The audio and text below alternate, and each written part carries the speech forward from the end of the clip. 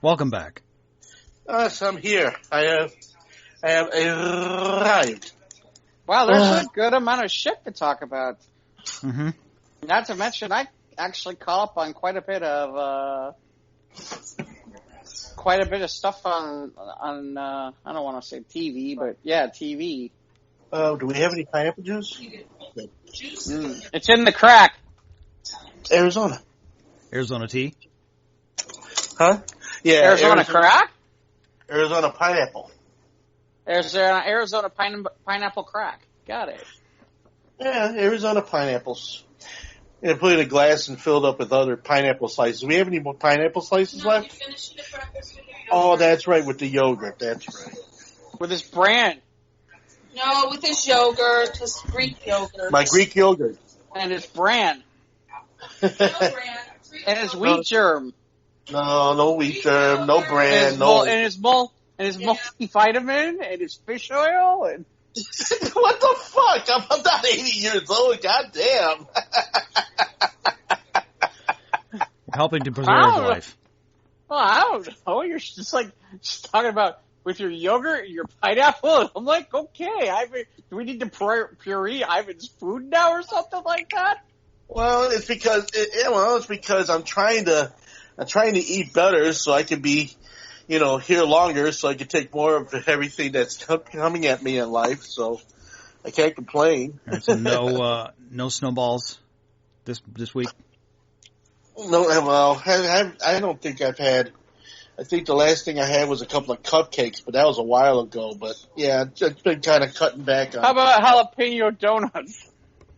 No more jalapeno donuts for me, man. That was a drag. Oh my god. That was a fucking drag. Man, as soon as I heard that, I'm like, I'm not doing it. No way. I won't eat that shit. There's a lot of shit I'll eat, but hot is the one thing I'm like, nope. No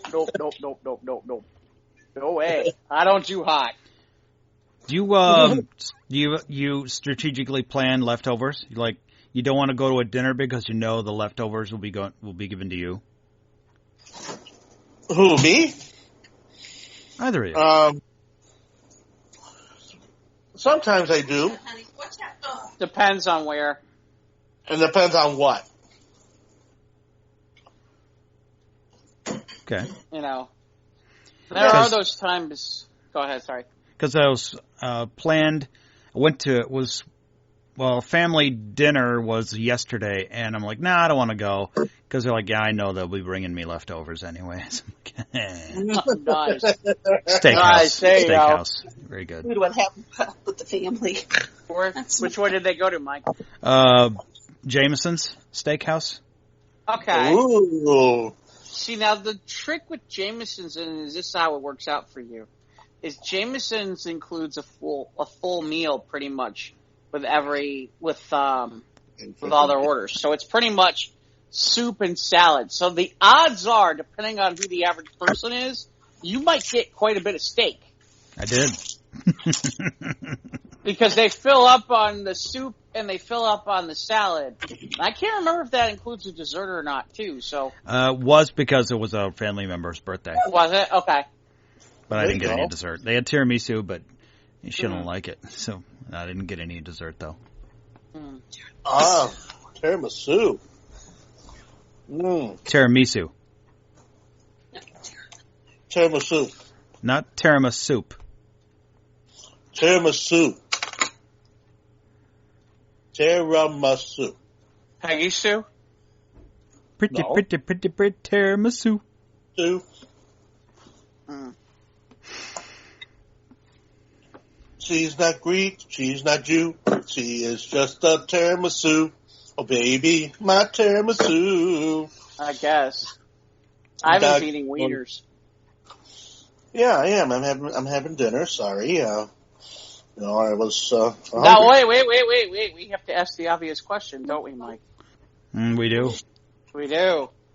What exactly is on that hot dog? Okay. Just mustard. I have a double hot dog and French bread with mustard. Okay. Just mustard. French's? Just mustard. I think it's French's mustard, yeah. Okay, just checking. Mm-hmm. Just checking. I mean, Geoff is the hot dog police. It's Oh, not yes, that he is. hot. Yes, he is a hot dog police. We had a couple of hot dogs. A few hot dogs. We had a pack of hot dogs. When was that? A couple of weeks ago, Jules?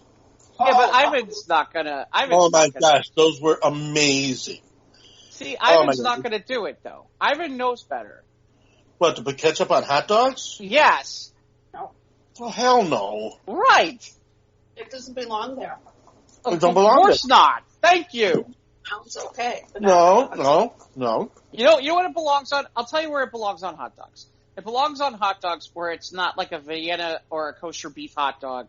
Like, if you're getting like the Oscar Mayer or like the Ballpark Frank ones, they're kind of scuzzy to begin with anyway and aren't really nearly as good.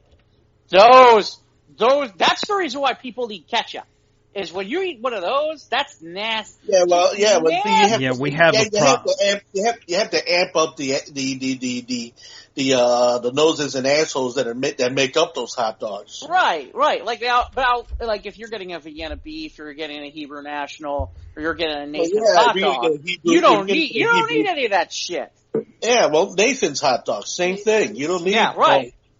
You get a good Nathan dog, a good Coney Island Nathan dog. Vienna dog, or you get anything within the framework of that, or you get what's the other one? Nathan's, Hebrew National, Vienna. I know Vienna. Red Hot Chicago. Red Hot Chicago, good too. Yeah. Okay. I'm trying to think of what else. I mean, obviously, look, if you go to the local butcher and you get them fresh, then okay, no big deal. If you get a good German Wiener, that's great. I love those, especially with the casings. Right. They're snappy and they're fresh. I remember going down to Kuhn's Delicatessen when I worked for Allen's Radio on Lincoln Avenue many years back. Yeah. And so I used to go down and cook them up in the loft in the office, and man, those are just so good. Have yet to find anything close enough to that since. It seems like delicatessens are like disappearing. You're in the wrong neck of the woods. Well, yeah. I mean, Chicago, I don't think it's really. I mean, years ago, Chicago had its fair share of good delicatessens and good bakeries. Like, if you wanted some cake, you go to Dinko's. If you wanted a delicatessen, you go to Kuhn's. Everything had a name to the place. The place on Marks. I mean, there's still, but that still exists. Like, for example, if I want good, it depends on what kind of deli we're talking about too. But I mean, we had the good Jewish deli when we had, right. Yeah, Max was across the street when. And Max and Benny's because it wasn't close enough because we were between stuff. But Max and Benny's is phenomenal, and look, if you can get your ass over to whatchamacallit. Oh God. Oh, you get over there to Max and Benny's over there on Waukegan, yeah. And Kaufman's in Skokie, which is not really a sit down place, but you go in there, wow. Yeah, I mean, we went over there a couple months back. It was one of the first outings before things started getting lighter, and we had our fair share of mishmash, and a good matzo ball. Yeah, Kaufman's chicken noodle soup was the elixir of gods. If you're in the Chicago area and you're listening to this, and if you're ever sick, that's what you need. That's what you need is you need the Kaufman's chicken soup. That is like has restorative powers. Yes, it does. And it'll restore all your mana. That too. Oh yeah. If you're a chili lover, there used to be a place on Damon Avenue in 18th.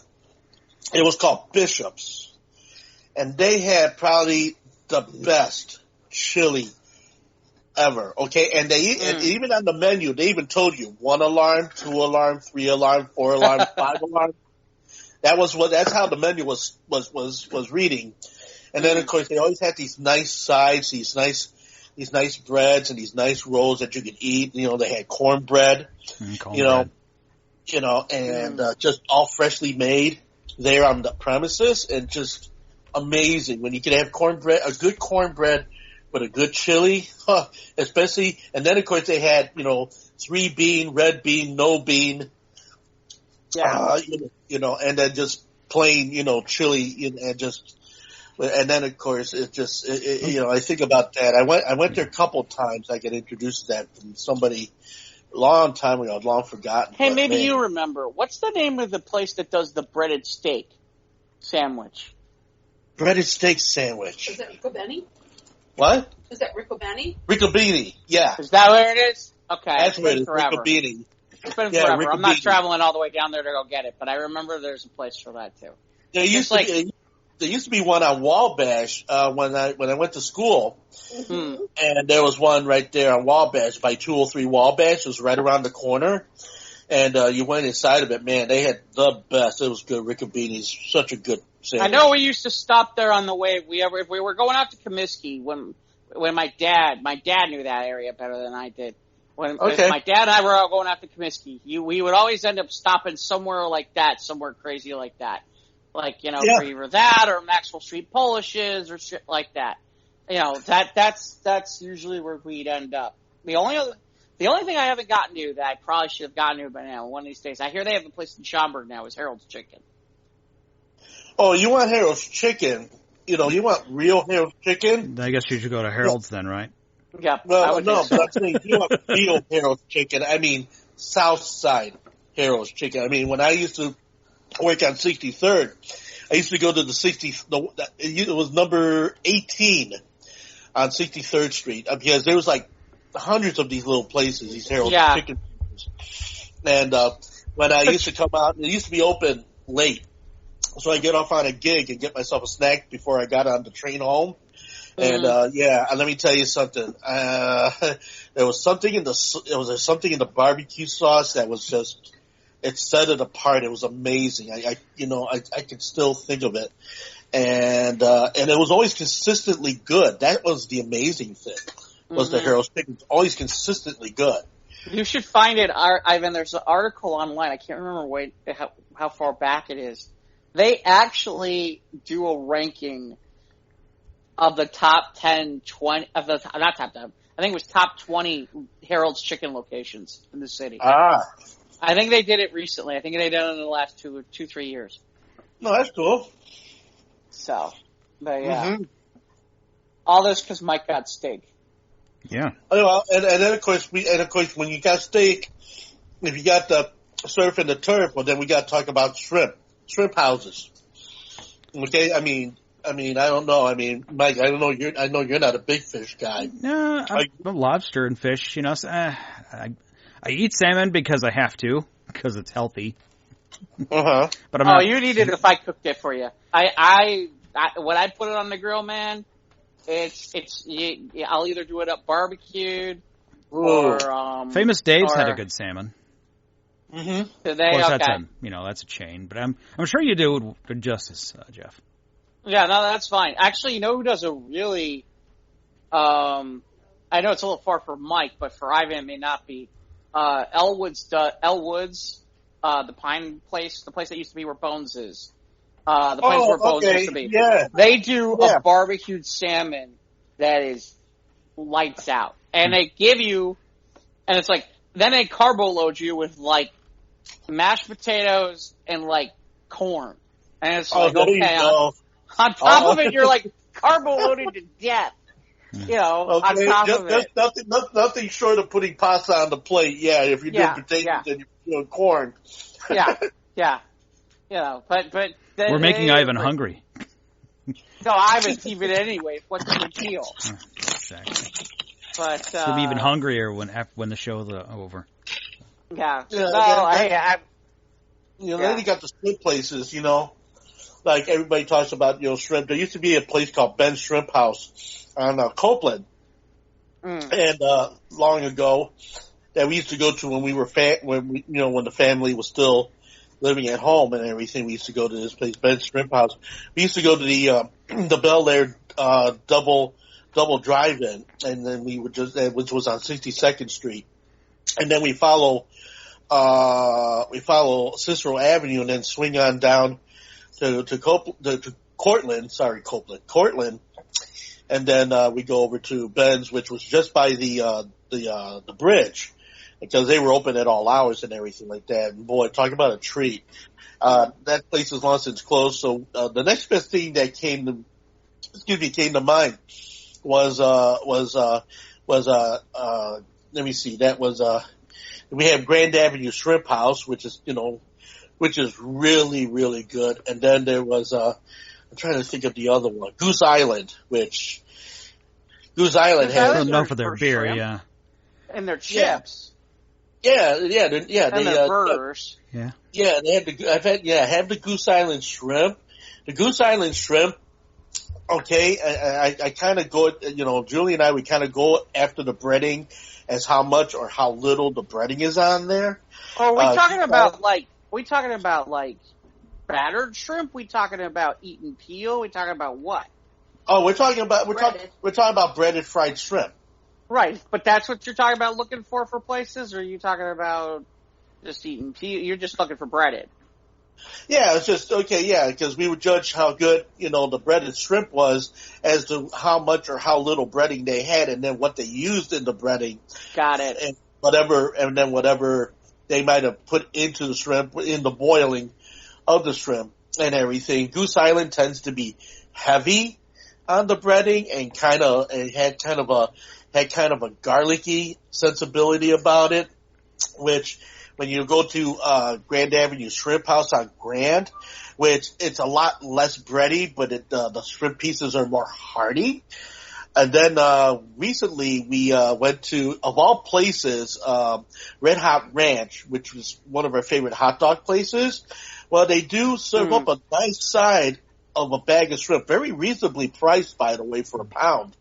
And it's just a great equalization, a great ratio between the breading and the shrimp. I mean, it's always great every time. And they cut the tails off, so you don't have to worry about the tails. Right, you can pop them without having to ditch the tail. You can pop them without having to worry about right. them. So Gotta be honest, you're gonna laugh.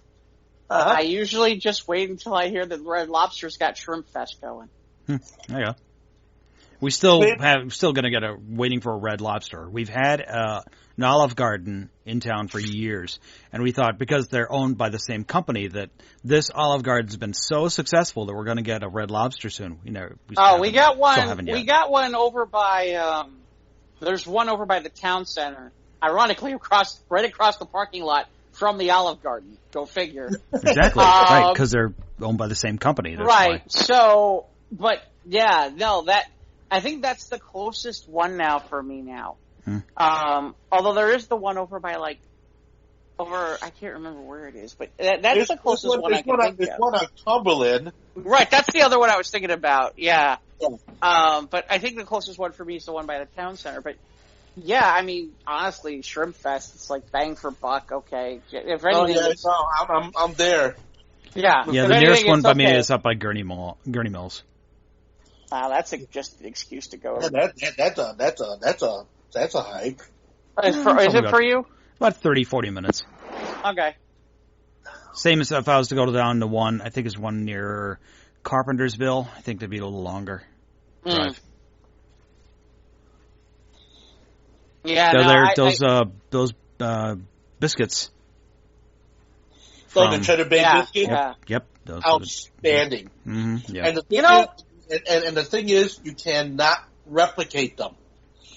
I mean, they got mixes for them in the store. Yeah, you can try. But they're not the same. You will try. It says that on the back of the box, I think. Does it really? No, I'm just kidding.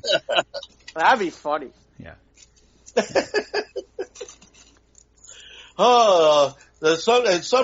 Summer has come around the corner, and we're all talking about the splendors of eating great food. Isn't this great, guys? Yeah, I guess. We're happy to have you back. What have you been up to these last 2 weeks, man? Well, let's see. Aside from things and stuff and things. Mm-hmm. Well, no. You've adapted that. That's kind of cute. Thanks for taking that. Thinking about things and stuff. I saw that post you had on Facebook. That made me smile. just doing the VDJ thing, the searching for the apartment thing, just trying to get things in order for the big move. I did a gig over at Cafe Mustache, my first one on Friday. How'd that go? Oh my gosh, it was amazing. Did they have beards too? I'm sorry? Oh no, they have beards too. No mutton chops. Yeah. No mutton chops and no beards. No, just mustaches. Anyway, Cafe Mustache. Yeah, my friend Ralph got in touch with me and he made a big to-do about it on Instagram and everything about opening the bar side of the Cafe Mustache, because Cafe Mustache is a split business. It's got a coffee house on one side where you could just, sit with your computer. It's kind of like a split lip in the mustache. Yeah, like that. And then, you could, sit with your laptop, have some coffee, have a donut, have a whatever. They also serve vegan type food, but then but the bar was closed for a while, and then once things started loosening up, then he had me in on Friday, and I opened up the bar side. I was the first DJ, and it was amazing. We were turning people away. That's how busy it got. You were at exceeded capacity? Yeah, and we had to... Were they actually paying attention to capacity? They were. Okay, that's impressive. No, they were very strict about policy, and they were very strict about who was in with us at the time. So, bravo to Ralph and the crew, who handled things over at Cafe Mustache. And of course, I was surprised at my pay envelope at the end of the night. I was really impressed. And I was like, wow. And then, of course, Ralph's like, yeah, you're my man. I'll see you as a residency. So I got my residency back for Cafe Mustache once a month, which that's great. And then 2 days later. Do you have to have a mustache to work there? No, not at all. But it helps. Does it? Okay. If you're going to do one, I want that handlebar mustache, like the one that looks like the Raleigh Fingers one, or like the Evil Twisted one. Actually, the insignia that's on the side is actually a handlebar mustache. Okay. Yeah, it is. 10-year anniversary, Matisse Salon on 6400 Raven in Jefferson Park, which was really nice. It was an outdoor gig. Yeah, it was hot, but, thank goodness that, I was, I had, Soraya and her boyfriend Russell helping me out with the gig and the gear and everything like that. And that turned out to be a gold mine too, which I was really, really happy and, made a good amount of money that was really needed. That whole weekend, yeah, I ended up making a little over $500 the entire weekend, which was really kind of cool. Mm-hmm. So it was very profitable and very good. And I also got a gig on Father's Day coming up, and I'll be playing over at Save More Liquor and Tap, which is on 4060 Lincoln Avenue. Okay. That's going to be fun, and that's going to be a first time new gig that was brought to my attention by Euphelia Quintana, which she's kind of a wild woman, but she's a whole lot of fun.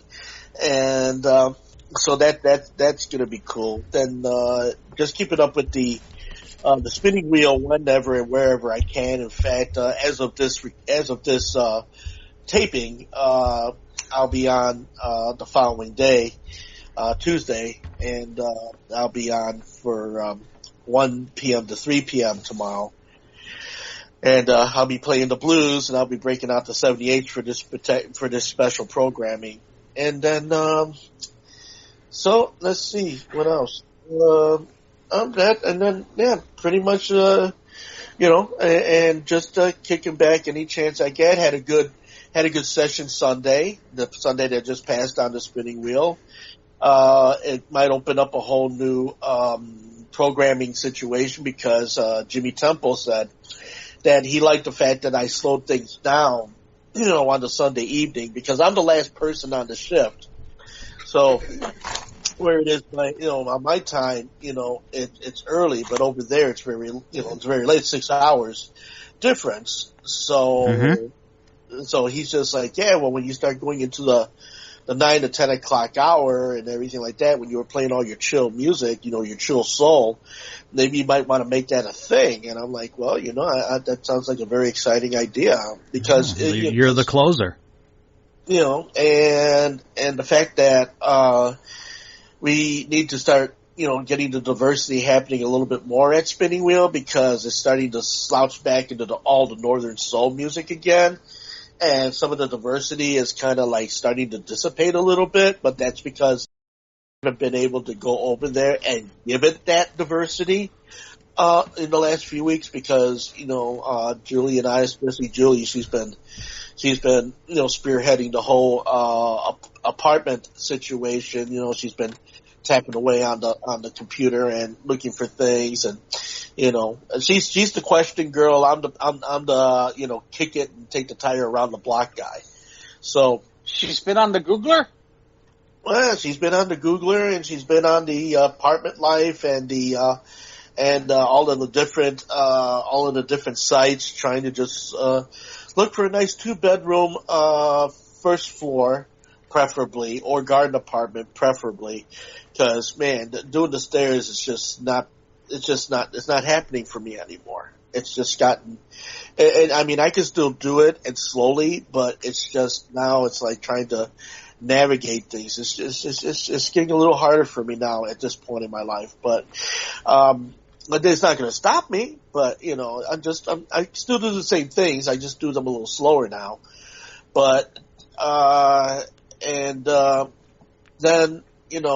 as far as the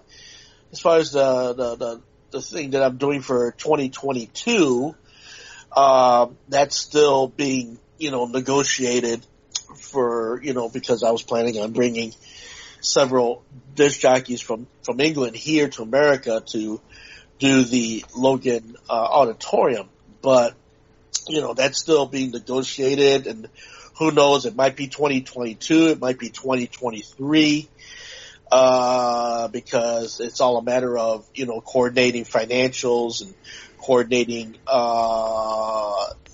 places to stay, who's going to do what and where and when and why, who's going to contribute to this thing. I was going to go ahead and try a GoFundMe, but I don't actually know what verbiage I could use for that. Even if that's GoFundMe?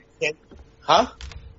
The verbiage would be GoFundMe, wouldn't it? Well, no, I mean, yeah, I know it's GoFundMe, but I just can't put out there like, hi, I'm Jivin Ivan. Nobody knows who I am.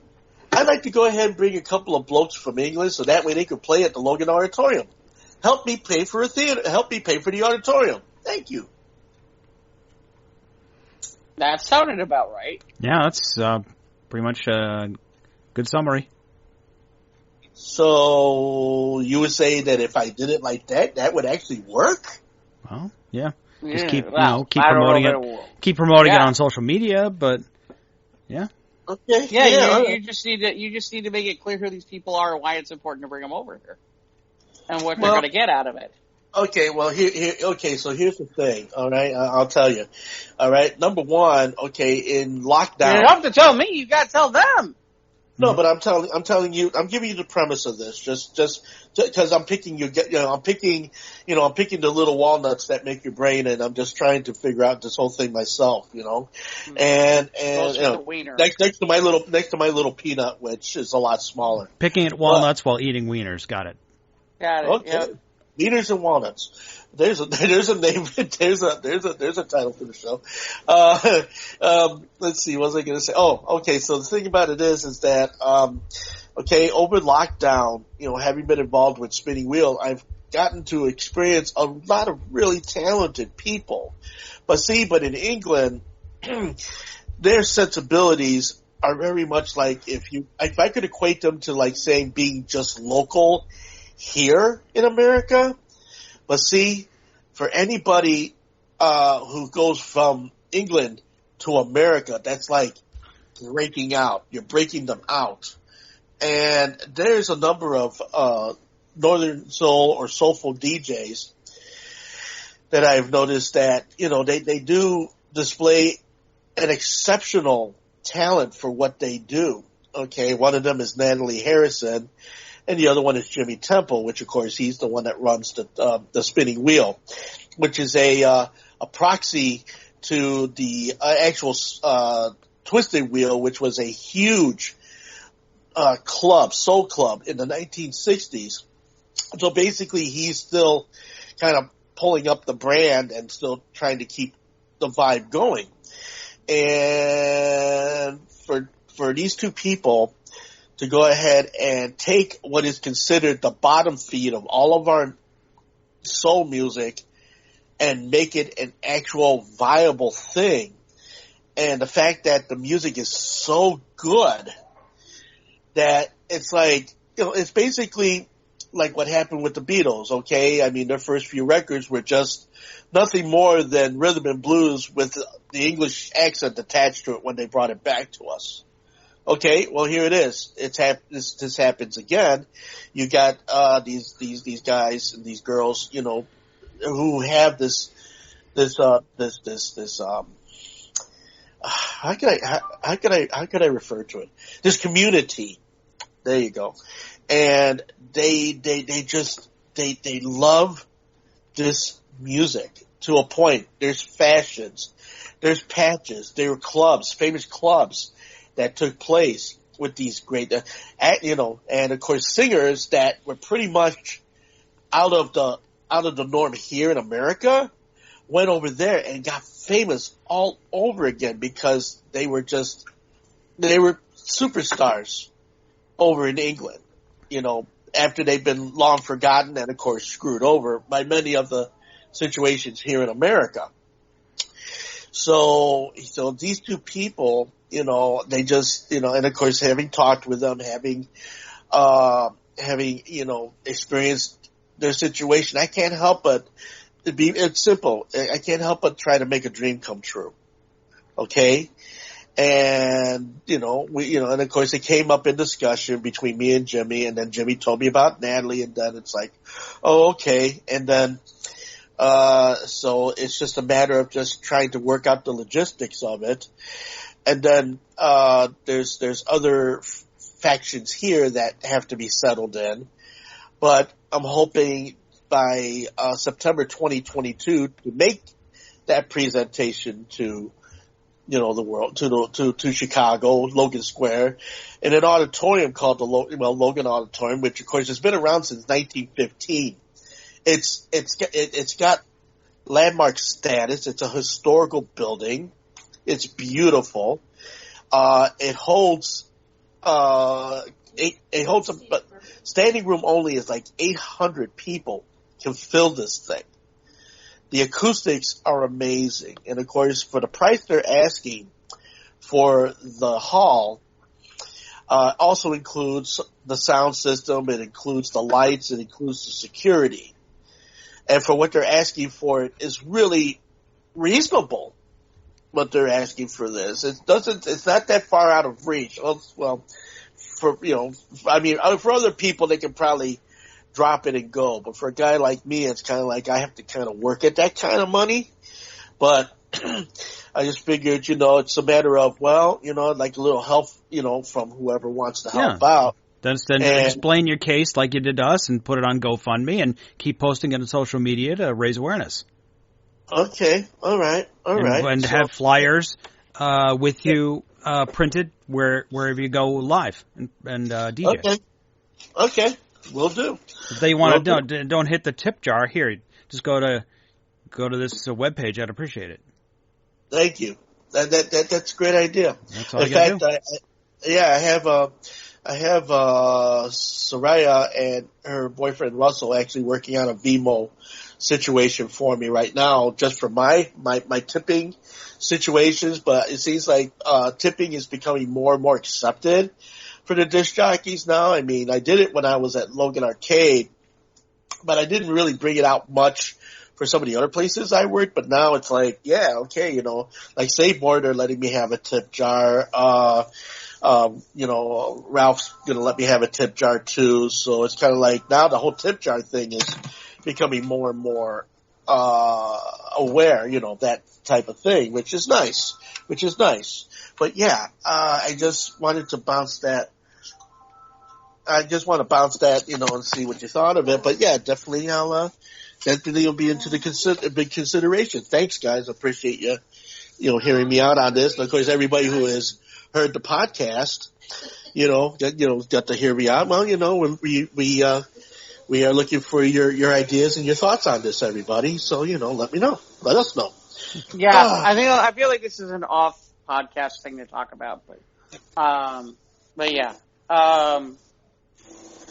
No, that's cool. Like I said, I'm glad to hear things are picking up again. I don't know. I just see out here like nobody. It's like, okay, nobody's really social distancing, or very few, or I don't know. It's kind of a weird mix. So I was curious, based on the fact that you're doing stuff at events and clubs, what it looked like. But well, yeah, and the thing is, I know that I had mentioned that I was going to be a little standoffish, you know, coming back here, but I kind of like eased into it, and it kind of, you know, worked to my benefit instead of just kind of rushing in, you know, guns blazing, you know. And it's comfortable, and of course where I'm positioned at, you know, I'm not really near people when I'm doing what I'm doing, so it works out okay, you know, because when I was at Mustache, you know, I was up on a riser, which, you know, is above everybody, about 4 or 5 feet off the main floor. And then when I did the other gig, I was in my own tent, and the parking lot was in front of me. I mean, lucky I brought some, you know, cold towels and things with me, because, man, it was hot that day, man. Whew. Yep. Just got to stay hydrated, stay in the shade. Yeah, so I had a tent over my head, and, you know, they kept bringing me water, and, like I said, the food was good. They were serving up tacos at this event that I did on the Sunday. Not the past Sunday, but the Sunday before. And it was really cool. So it was kind of nice actually getting back out there and seeing live people again, people dancing again, people getting together again. You know, it was very soothing. It was very, you know, it made me feel better about things. It made me feel better being out there. And of course, now I have a little bit more compunction to, like, when we do the autumn DairyCon, if Fred's going to be doing that there, Mike. We should have a fall special. Yeah, it's still in the plan. Yeah, so I will attend the fall special this year. So. Okay. Okay, so you got me for that, and because, you know, I want to see everybody. It's been too long, and yeah. So there's my. Sounds utterly interesting. Yeah, well, DairyCon's fun. I love DairyCon. It's a great experience. Right over, and we milk all the cow jokes. There we go. Now he's got it. See, Mike caught it. Mike caught it. I don't think he did. You've heard all the cow jokes in the 17 years I've been going. Yeah, I mean, we're utterly grateful that it still happens. Yeah. Wow, that's a moving experience. We had no beef about it. No. Moo. Yeah. Well. Okay, you've heard my story. You've heard my spiel. So who wants to take it from here? Well, that's about all the time we have with this week. We are on Instagram and Twitter. Go ahead, Jeff. No, I like I said, you know, I did catch a bunch of stuff. You know, I did catch a bunch of stuff on you know, in terms of movies and some TV this week. So, yeah, there's that. And then, you know, I guess I'll start here, which is, you know, so Sunday Night Stories we've been doing, and it's pretty much every week on Clubhouse. We do it 10:30 Eastern, 9:30 Central, 8:30 Mountain, 7:30 Pacific. And if you're listening to us and you're not from North America, just Google it. I don't know what to tell you. I am not good at the UCT or the GMT or whatever the fuck it is. I am horrible, especially when they start that shit with the minus whatever the fuck it is. It's like, shit. I didn't like algebra as a kid. Now you want me to fucking do it for real? Fuck this shit. No way. I'm not doing it. I mean, I felt like, and the funny part is up until that point, I felt real good about time zones compared to everybody else. Because I was like, yeah, I know East Coast, I know West Coast, I know this, I know that. I'm good. Then we started with all this other shit from all over the world, like about GMT, and I'm like, fuck this noise.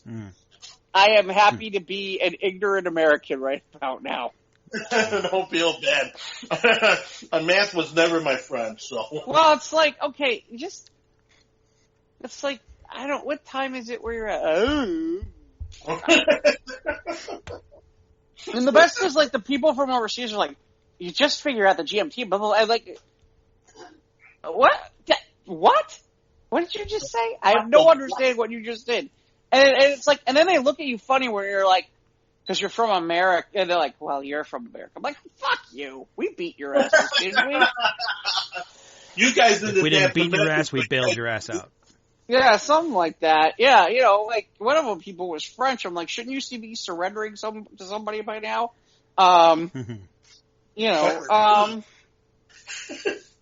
Merde, Sacre Bleu. That whole thing. I haven't figured out GMT. But anyway, we've been doing the show. I think the only time we're taking off, we are going to take off for July 4th because I just figured I'm not going to get any storytellers for July 4th. I figured that's the Sunday. That's just this because it's a Sunday night. I'm like that's going to be a pain in the butt. So I figure we'll just take that week off. But we had an interesting situation.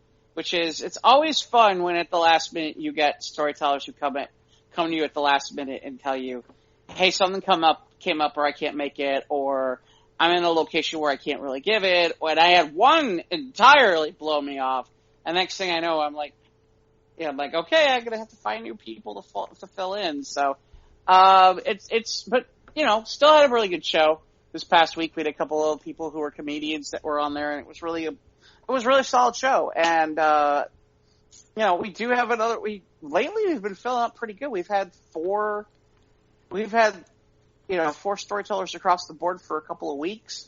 We're kind of averaging in the low 20s right now in terms of people. Although the last week we had about 35 people. It was great. All right. But we'll see. And we'll see, because there's a possibility we may be switching out of the Dynamite room on Clubhouse to something a little bit bigger and more interesting. But it's one of those watch this space kind of things. So right. we'll see where it goes. But okay. I saw you picked up your awards last week.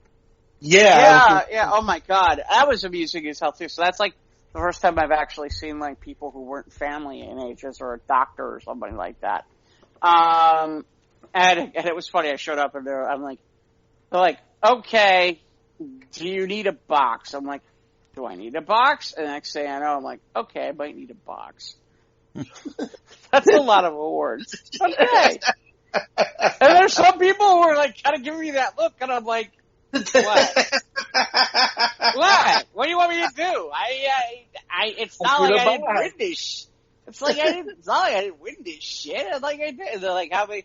Cause I saw the look on certain people's when they're like pulling out awards. They're like, Jesus, how many more has this fucker got? And I'm like, I'm missing that one, and I need that one, and if you're doing those, I need that one too. And it's like, it was really pretty funny. So by the time I walked away, it was like, I think I picked up like 4. I picked up like 4. Congratulations. Two of them are lucite plaques. One of them's a really tall standy thing that it looks kind of neat looking. And the other 2 are like the for the area contests I was in. And it's funny, one of them was a second place because it was for, I only took second, so I didn't go on. We don't talk about that one. That's like the redhead stepchild of all of them. We don't talk about that one. First rule of contest, losing contest is we don't talk about the contest we lose. After it happens, it was so funny. I'm like, I joked with someone like, yeah, technically I get that one. And they're like, well, you took second. I'm like, yeah, that. I'm like, do you understand what that means? Did you see the rest of these? This one says first, this one says first, this one says first, this one says second, but it's district, so I took second in district. That's kind of like first, Yeah, that's close to cigar. And in fairness, according to certain people, I should have took first there too, but we won't get into that. But yeah, that was funny because there were some people who were just like, kind of had that look on their face like, how many of these fucking awards does he get? And I'm like, just a couple more. So yeah, it was funny. I had to come home and I had to like. Well, pride to you, man. Proud of you, man. Yeah. Well, no, hey, like I said, my favorite part is that the irony is when certain people have that look on their faces is that they're probably the same people who like are going through the Toastmaster problem and they got like 10 ribbons and they got like some pins and some shit like that. And that's really what they're really annoyed about is like the program itself has awards, but they're all lame in comparison to trophies. Right. With some rare exceptions. Like if you get your Distinguished Toastmaster, then you get like a plaque and you get like a medallion and that shit's cool. But like everything in between, like a medallion, you mean like the medals that Luke got and Han got, but not Chewie? Yeah, like that. Like that. Okay. Well, Chewie eventually got that. Eventually, yeah. Well, like decades later, but yeah. But yeah, like one of those, and But these you got to make shelf space for. You got to make room for these. Oh my God, I'm running out of shelf space. I'm gonna have to figure out what I'm gonna do. I feel your pain. Yeah, okay. This is a little different than that Transformer boy. But I understand. So it was funny because I got to see. I was out there and I had to pick those up, and it was like, all right, I got to figure out how I'm gonna get all these in a picture. And it was funny because my mom's like sitting there. My mom's sitting there, and she's like, "You need to post them better and put them." Pose them. I'm like, I don't care. It's just they look impressive enough, don't they? Like, okay, it's like, and then I gotta figure out what it's like. It's funny because she's like, where are we gonna put all these? We're starting to get a lot of these. And I'm like, yeah, I know. And it's like, I haven't figured out about what I'm doing next year for contest season, what I'm gonna compete in, or if I'm not gonna compete, or what I'm gonna do about that. So we'll see. We'll see. But yeah, I did get a chance to, because I assume we'll talk about Loki later. Mm-hmm. Well, we can summarize it because this will drop Tuesday and episode 2 drops on Wednesday. So the episodes of Loki drop on Wednesday. So yeah, we can hit it briefly later. Yeah, well, so sat down and watched Into the Heights on HBO Max. Okay, what'd you think? I think the standards I had were a little high. Because of Hamilton, with yeah. it. Mm. Because of who's involved in Hamilton. And so and the trailers looked really, really great and the music sounded really, really nice. But it's 2.5 hours. And, it kind of drags in places and it kind of drags at times in places, and so I just kind of felt like it could have been shorter. And I'll tell you now, I'm sure friends of ours from the right wing. What are you doing over there, Ivan? Are you running I'm running a fan. I'm sorry. Like a chainsaw, or? No, like my old air conditioner. Okay. I have a feeling some of our friends who are more of the red state types may not be so thrilled with some of the content either. And it is funny to watch. It is kind of interesting to watch Jimmy Smits do a song and dance number here and there. Oh my God, Jimmy Smits does a song. Oh my God. Yeah, Jimmy Smits does a song and dance number. And dance. Wow. Yeah, a little bit. I think I need to see this. Yeah. I understood that that was the production he was involved in on Broadway before he got involved with Hamilton. Who? What? The In the Heights. Yeah. Started out on Broadway, and that Right. Yeah. and that he was, Lin-Manuel was in it on Broadway, and that was before his big success of Hamilton. So, so comparing the two factions, okay, and Warring factions of musicals. Well, but there's a lot of similarities in the style of music, the style of what he puts together. There's a lot of similarities between the two. And the only thing I can say is, I don't know. I just felt like, I felt like they could have chopped a half an hour out of it. And I'd have been okay. And I felt like at times it meandered. But in fairness, it's the cinematography. I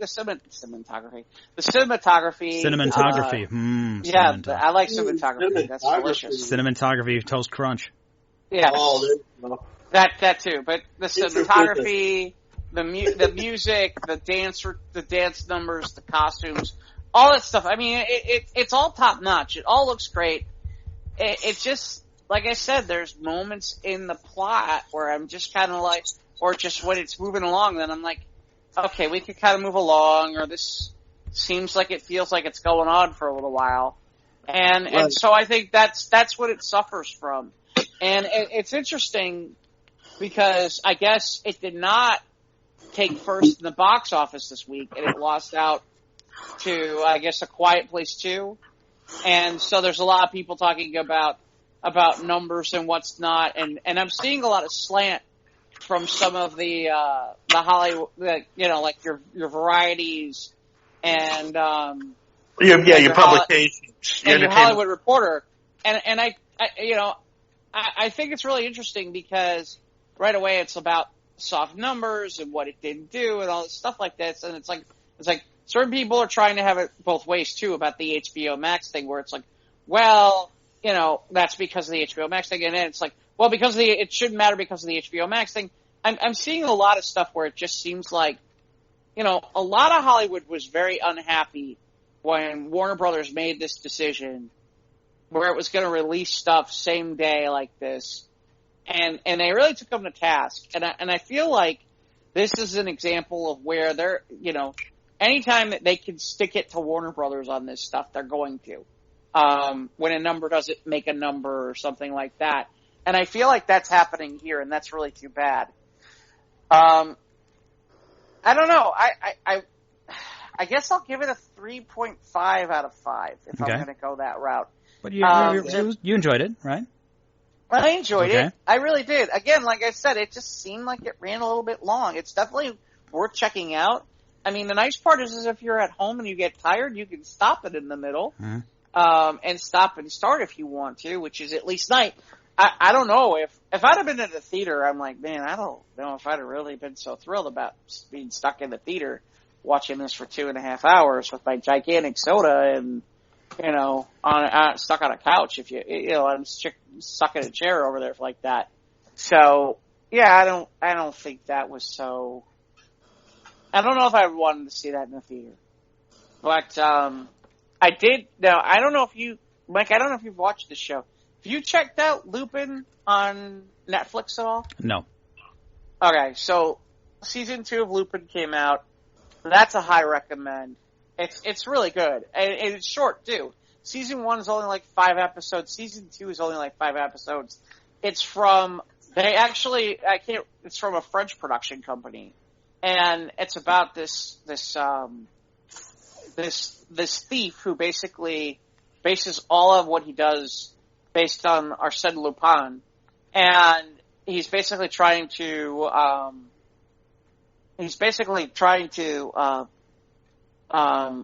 avenge his father, who was said to have robbed this really, really old rich guy and then died in prison.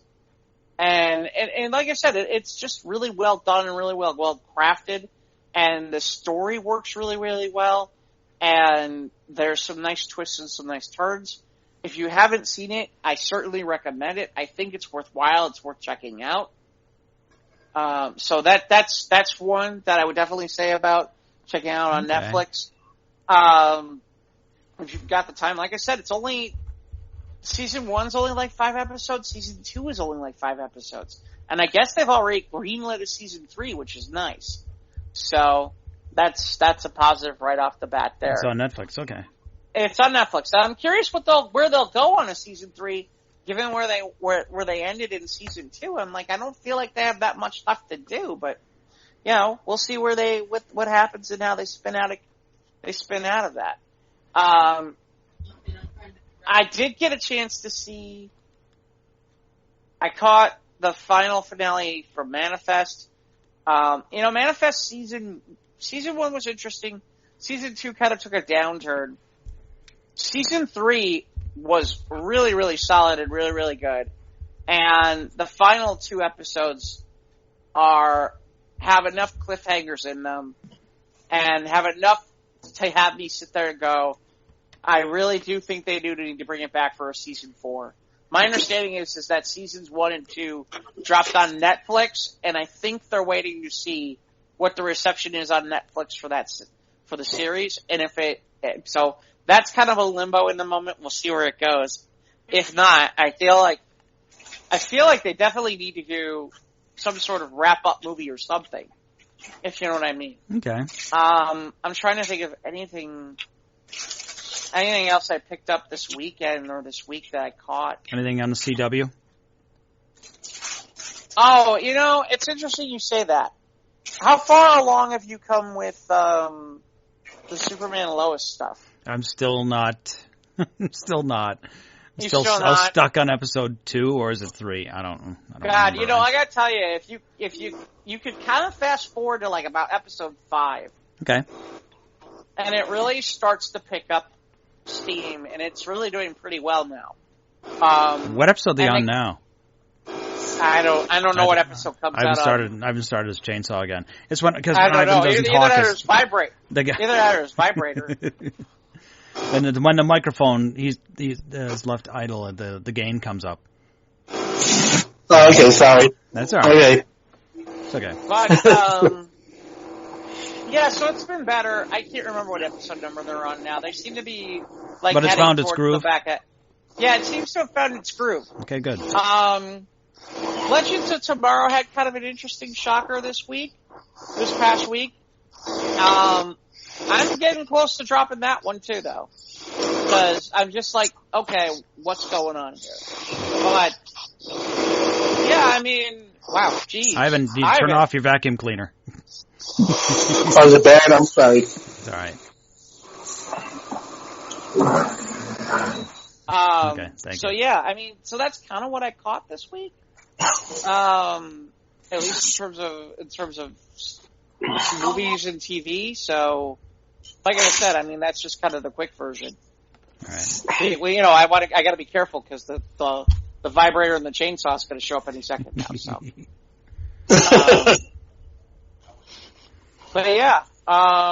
what about you, Mike? Anything of note? I see the giant whatchamacallit seems to be done. Yeah, I built the display for my HasLab Unicron, and it turned out pretty good. Looks great.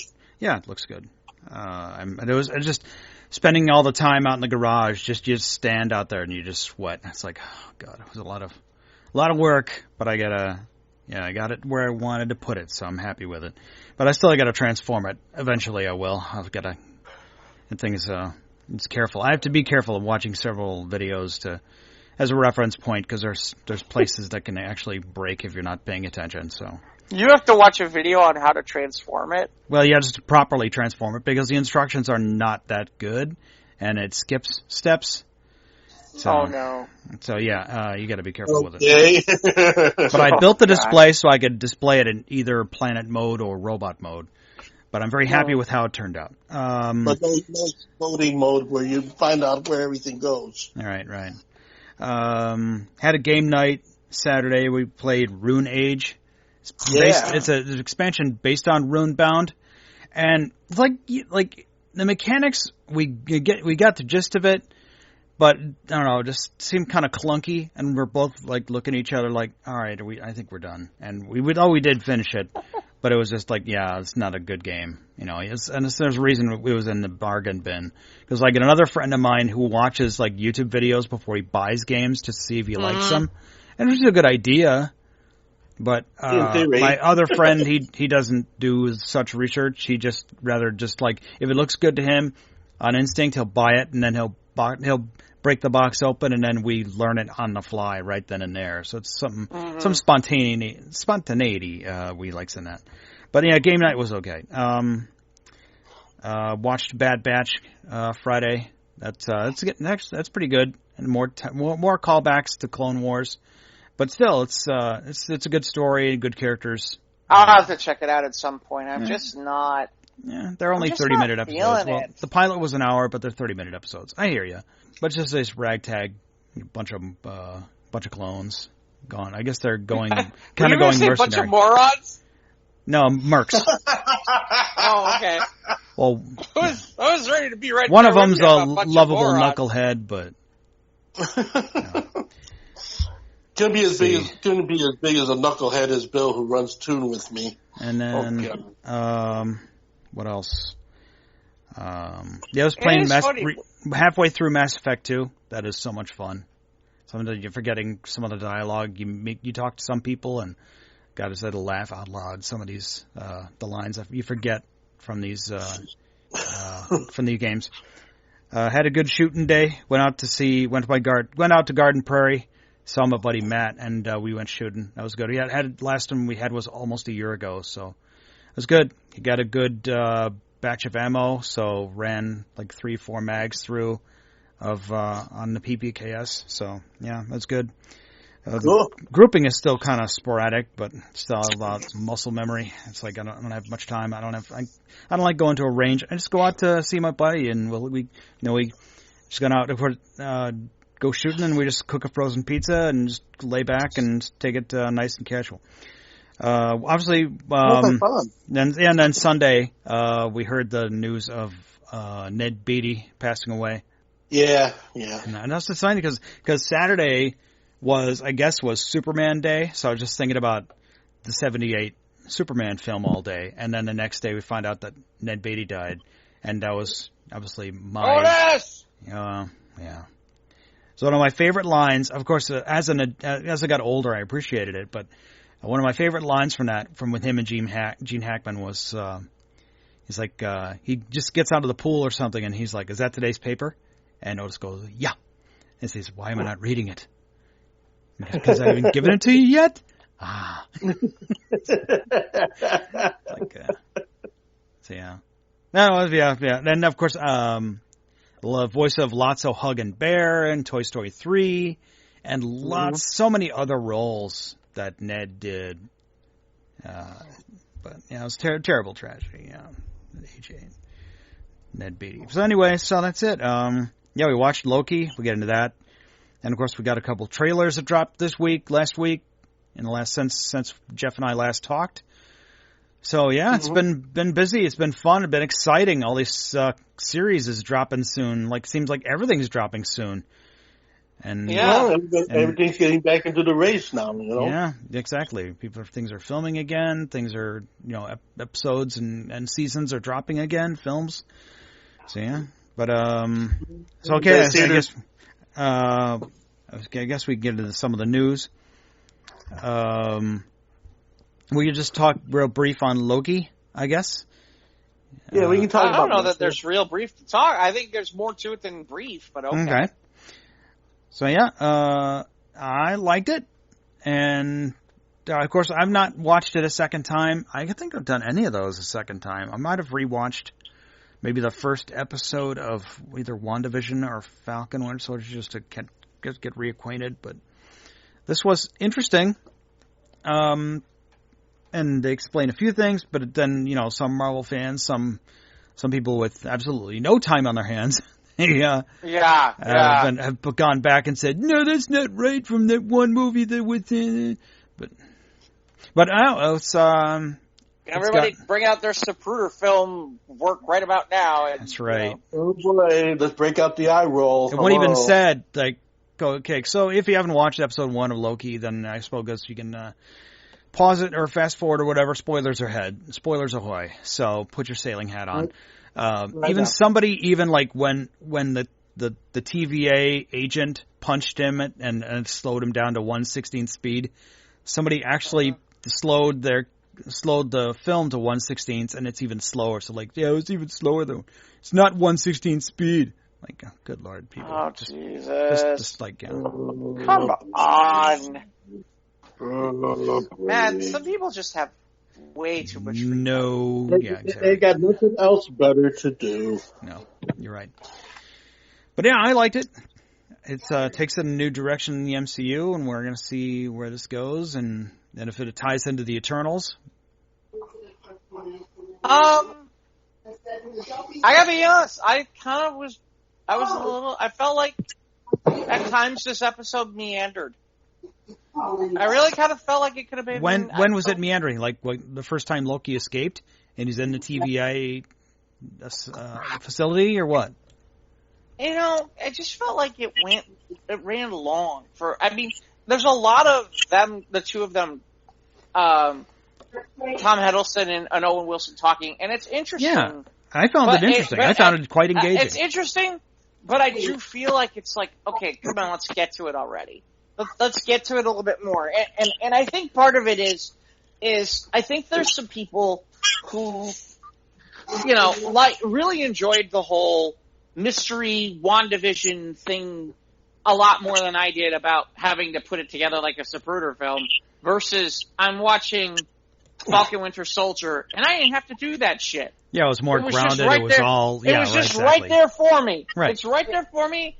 I don't have to sit there and pussyfoot around and try to figure everything out and be like, well, did you see in that one scene, if you go to this one frame, it does this. And it's like...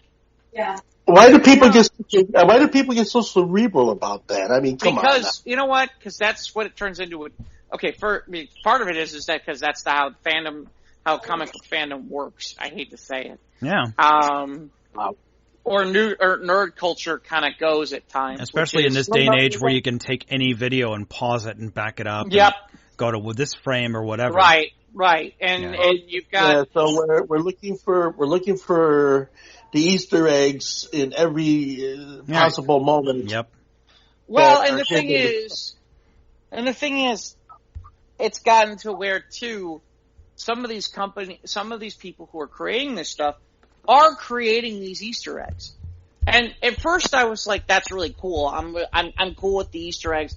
It was fun. Now it's gotten to the point where, it's in fairness, well, it's not that it's obnoxious. I mean, in fairness, I could kind of not pay attention to some of it, but there is a part of me where sometimes I feel like I almost have to go check out the sites to see about what I may have missed, because there may have been something that I didn't catch that I should be aware of but didn't see. So it becomes this: if you blink, you've missed it. Yeah. It's funny. I don't think it's problematic with the plots or anything of importance. It's just like sometimes it's like, oh, I didn't catch that, or oh, I didn't see that inside joke, or oh, this comes from this particular thing from this or whatnot. And I think the other thing is some of it's been built up as cachet for all this time with the movies. And do you think it's purpose? Okay, in some of those placements, those Easter eggs, is there maybe even just product placement just because they're invested in the movies somehow? No, there's no product placement. I mean, they don't have to. They don't need sponsors. They could. I mean, we have had product placement, but I mean, with it, they don't. Obviously, Disney don't certainly need it. Okay, and okay, because I know that in Pixar, they're notorious for placing other movie ideas, future movie ideas, into the present. There's the fan theory that every Pixar film takes place in the same universe. Yeah, well, but that's a whole nother thing. That's another St. Elsewhere vehicle. You know what I mean? Oh yeah, the train You know, the irony is the person who coined that whole idea, it's Dwayne McDuffie, who was the guy who created Static. Right. Was a comic book writer and did a lot of the Justice League animated series. Who was the guy who created the whole universe, that whole concept, that whole concept idea. So anyway, getting back to Loki. Mike doesn't like talking about that conversation at all. He can't stand it. Oh, I'm sorry. Okay. Sorry, I didn't mean to like. You and I can talk about that the whole way about how basically Richard Belzer's Munch character is pretty much like Agent Zero. It's like Infectant Zero the whole way. It's hysterical. Right. I mean, you and I can go that whole route, but I never watched St. Elsewhere. Yeah. You don't have to watch St. Elsewhere. The only thing you need to know is at the end of the final episode, in the end, the guy who is supposed to be the chief of staff is like, I can't remember if he's a homeless guy or what is this, but in the end he brings his kid like a snow. We've talked about the snow globe. Right. Yes, we have. Right. So basically, in theory, anything that happened in St. Elsewhere wasn't real. Well, okay, St. Elsewhere did a crossover with Homicide, okay, in which Richard Belzer's Munch character's in it. Well, Richard Belzer's Munch character ends up moving to Law and Order as a character. And so as a result, he's pretty much, he's like for that whole concept, he's like ground zero for like the COVID of what that is. The tying bind, yes. Yeah, he's like the bind. He's the keystone to the whole sensibility of it, you know. So well, he's the one who really makes a mess of it. Is really quite frankly is Belzer's Munch character, because he's just basically, you know, once you get into that Law and Order universe, you're done. Oh no, you're tangled. You're tangled. Well, forever. And not to mention the fact, I guess St. Elsewhere had other crossovers with other NBC shows on top of it. And because it was based in Boston, they had an episode where they crossed over with Cheers, which means they cross over with Frasier. Right. Which also makes a problem because Frasier crosses over to multiple things too. And so it's like, those are like the two big ones. But anyway, the point being is they get more crazy than that with Marvel stuff, in my opinion. Yeah, and Loki was certainly this one was certainly, they did a bit of exposition where you watch the video and where where Loki learns about the Time Variance Authority or whatever, the company that the Timekeepers, is that the name of them? Yeah, not affiliated with the Watchers. The TVA or whatever the heck it is. Yeah. And I'm not aware of the TVA. And I understand they're in the comics, but I don't think it's anything that I've been aware of. No. But I think that's the other thing. I think there were a lot of. I get that Marvel's trying to move away from the whole Infinity thing and the Infinity Stones and the MacGuffins of it. But I do kind of have that feeling with the way that they did it. Like, so what you're telling me is I wasted a lot of time watching 20 movies at this point. Not wasting time. It's still entertaining. It was entertaining, but basically it's like basically you had these people basically the entire time being like, yeah, we see Infinity Stones all the time. Yeah, this is dumb. Yeah, the one guy had a bunch of them in a drawer and he couldn't use the Tesseract to get out, and because that was this key to get out, you know, obviously. But right, or the one guy, or literally the one guy when he's like, Tesseract sounds dumb, which in fairness I thought was funny until it's like. Yeah, I don't know. I just feels. I don't know. I'm going to be curious with where they're going with all this, because they're going very, very more cosmic, clearly in the future, and they're clearly going multiverse. And there's just a part of me where I'm like, I don't know. Is that? I don't know. I just don't. I don't know that they need to. And the fact that this TVA, they use a lot of like the retro 50s and 60s technology in this realm, mixed in with the future science-y kind of stuff. Right, it reminds me of Men in Black. Yeah, that has that same kind of that vibe, yeah. Well, it almost sounds to me like Streets of Fire, where, you know, you had all of the best possible things of the 50s, 60s matched up with what was happening at the time this was filmed in the 80s. and just kind of like the best of all of these different proponents within the framework of the like film. The neo-retro, like Loki seeing his life on a film reel. Yeah. Right. That was cool though when you saw, you got to see his, he was getting all teary-eyed when his dad, how he learns about his own demise at the hands of Thanos.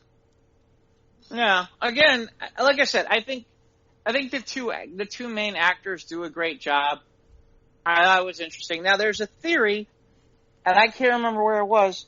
Somebody said that there's something in there where one of the something somewhere in there looks like one of the things that looks like Kang, which is Kang the Conqueror, who's from the future. And I think Kang is going to be in Ant-Man and the Wasp. Supposedly in Ant-Man Wasp, but and they're talking about that, because Kang screws with time, so maybe he's a future big time villain for them. Which, given the fact that at the time when they were trying to figure out what they were going to do next, and you didn't have access to Galactus, you didn't have access to Magneto, and you didn't have access to Doctor Doom, Kang would be, and you've already done Ultron, and you've already done Thanos, and you don't have access to most of the Spider-Man villains, then need another big baddie. That'd probably be the next way to go. Right. Yeah, Kang makes a lot of sense. Yeah. The irony to me is, it's going to be interesting. I mean, you're doing this stuff. I think where I'm kind of like sitting here looking at it and just kind of shaking my head a little bit is they're going very, very big. They're going very, very cosmic. And on top of it, what's kind of interesting to me is the multiverse in the Marvel Universe has only been kind of a recent thing in some ways. Past and present and future has always been a thing with Marvel. The multiverse, on the other hand, has not really been much of a thing. It started with the Ultimate Universe. That's really where that started, was when Bendis created the Ultimate Universe and created Ultimate Spider-Man. And when they decided to collapse that whole line and that concept, that was kind of where some of those, the only one who moved out of that was Miles Morales. And he made it to the main 616. But that's where supposedly the Marvel Universe is that we know and love. Mm-hmm. But that's the first time, seriously, that's the first time the multiverse is really, really talked about, is because of the Ultimate Universe when it came to being a thing. And then suddenly there is a multiverse, and here's where all the different planets are, and here's where the planet we know is, which is interesting, because it's very different than DC, which is, our Earth is considered Earth 1, the one that we know today. And what you see today is considered Earth 1. Whereas with Marvel, the Earth that we know and we know everything about as readers is 616, which is interesting, because that means what do the other 615 Earths look like? What's Earth number 1 look like? How come we're not Earth number 1? But neither here nor there. I think that's just, I guess that's, that would be steeped in a mystique all up on its own. Yeah. And of course, it might be something that they either have referenced but not had success with it, or something that they may reference in a future world. Well, the point being is, up in the comics, Ivan, until the point where they're talking about when the Ultimate Universe became a thing, and they had to try to explain where that universe is versus, when they started to have situations where things could possibly cross over. That's the only time I've ever seen where Marvel finally really takes legitimate, okay, we do have a multiverse. This is what you should know. I mean, that's really been in the last, I'm trying to remember when Ultimate Spider-Man first happened. I mean, we're talking the 90s. I mean, in fairness, we're talking the 90s. So it's, considering how old that, at that point, Marvel's over 30. Oh, okay, yeah, well, we're talking 20-some years ago now. Right, we're talking 20, 30 years ago. But it's interesting because whereas you look at DC, the multiverse has been around, like, forever. Whereas in Marvel... Yeah. Right.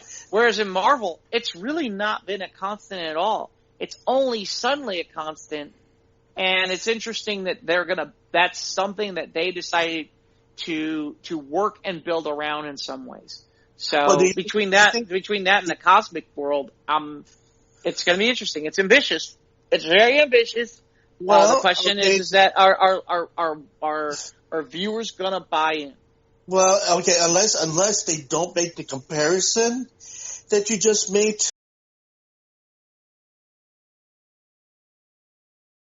And now that this is a relatively new thing that's happening within the universe, you think that you're going to have the readers and or watchers of the movies say, wait a minute, I suspect this, I've seen this before, or why do I feel that this is a familiar sensibility?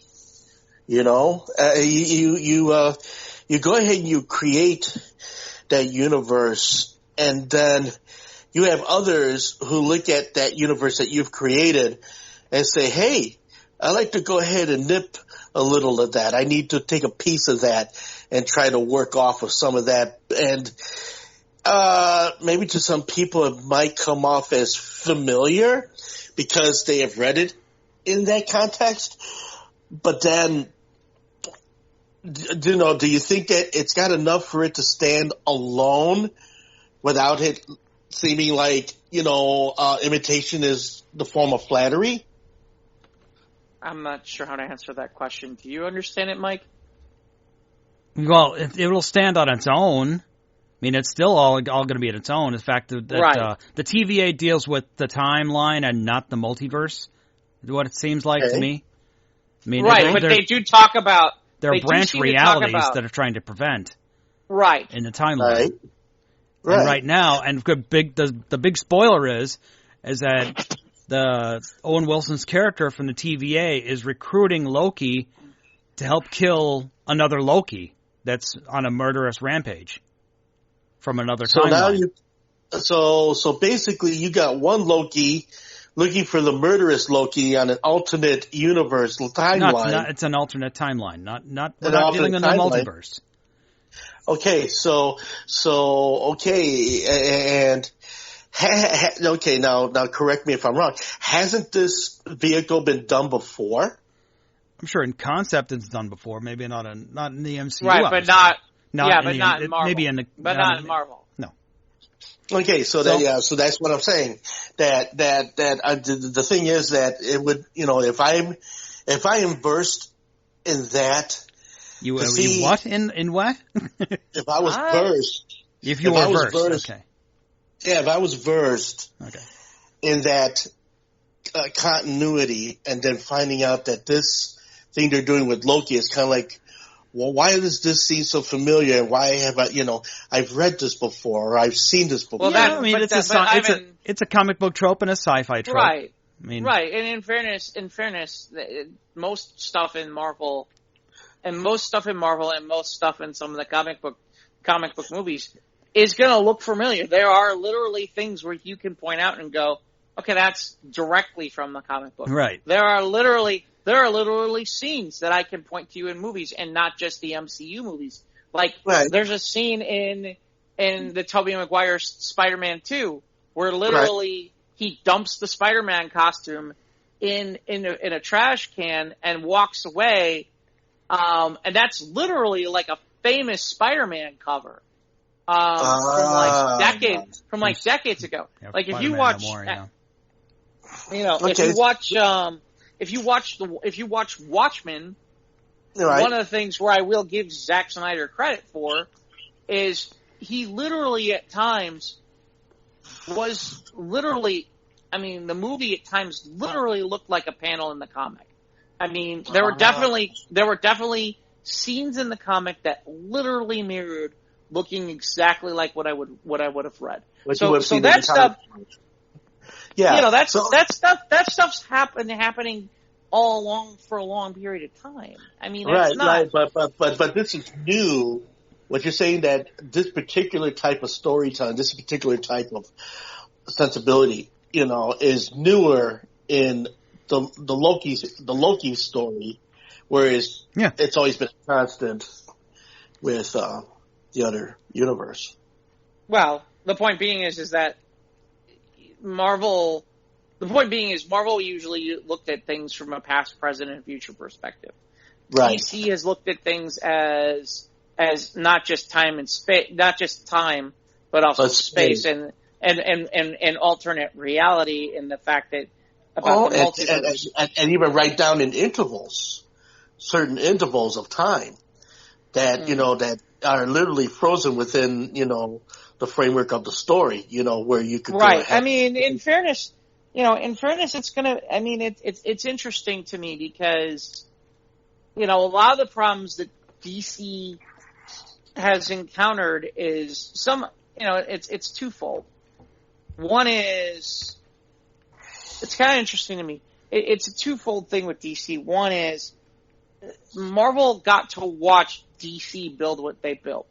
And so they got to work out a lot of the cakes that DC had been doing since like the 1940s. They had 20 years to watch what they did and go, okay, these are things that could be a problem later.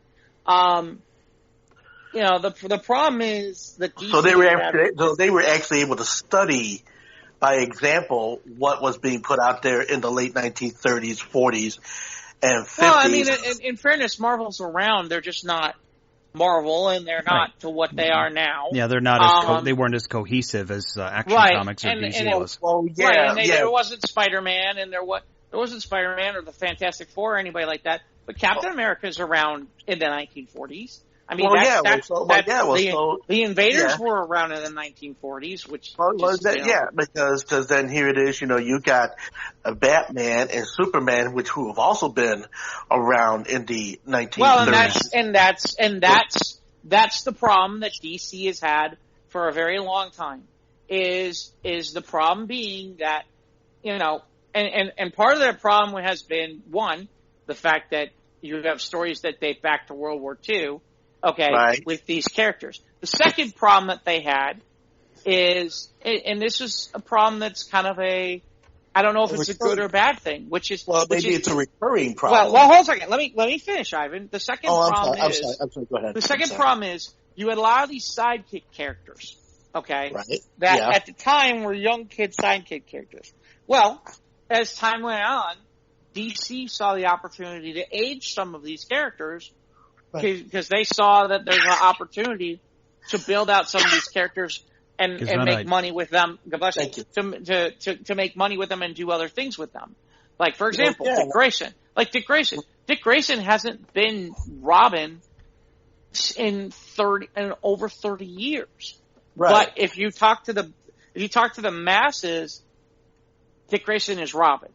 Although it's interesting because we've now gotten to the point where we've had multiple Robins. Right, but here's the thing. You gotta understand, up until somewhere in the in the mid to late 80s, right? That's how long Dick Grayson stays as Robin. Right. Okay. Mm-hmm. Versus since that time, there have been, and again, my numbers could be off a little bit on this. And if I'm not including the Dark Knight Returns Robin, we're talking about, the point being is, since that time, we've had somewhere in the neighborhood of 3 to 4 more. One of which you died, and and you get that point. The point being is, we're going to start to get to a point where those generations might, and we're still a little ways away from that. Those generations might only know Dick Grayson as Nightwing. And at some point going, oh yeah, that character at one point was the original Robin. But we're not there yet. We're not there yet. We're not there yet at all. And so that becomes part of the problem because you have older fans, and then believe it or not, there are still some older fans to this day who would love to see basically everything reset totally to where Dick Grayson goes back to being like 12. Well, and going back to like 12, and it's like, okay. Yeah, but then, because of the execution of several movies that have Dick Grayson, and it seems like they keep resetting him back into that. Well, that's because the answer to that question is, unless you're talking about the cartoons, if you're making a Batman movie, the most well-known name for Robin is Dick Grayson.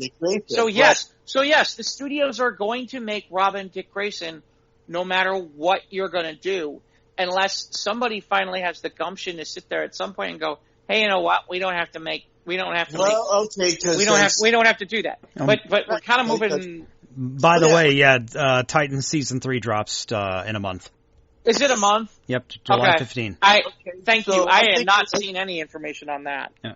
So the thing about it is, okay, now let's take Paul Mooney's example, his writing, his stellar writing, Batman, Paul Mooney. Okay. Who wrote a good deal of the Batman, the series, the television shows, the cartoons, and he came out with a number of great. Paul Mooney's the comedian who died the last month. Well, that's not the guy I'm talking about. Okay. So the point of the matter is that, okay, Paul, I'll just use his first name. So he comes up with all these great ideas because I've watched, Batman the series. I've watched everything with Nightwing. I've watched everything. I've watched the Teen Titans in the 90s. I was a big fan, Are you talking about Paul Dini? Dini. I'm sorry. Did I say Mooney? I mean Dini. Paul Dini. That's who I meant. Okay, sorry. But so, and Paul Dini had a lot of great ideas, but that's the cartoon.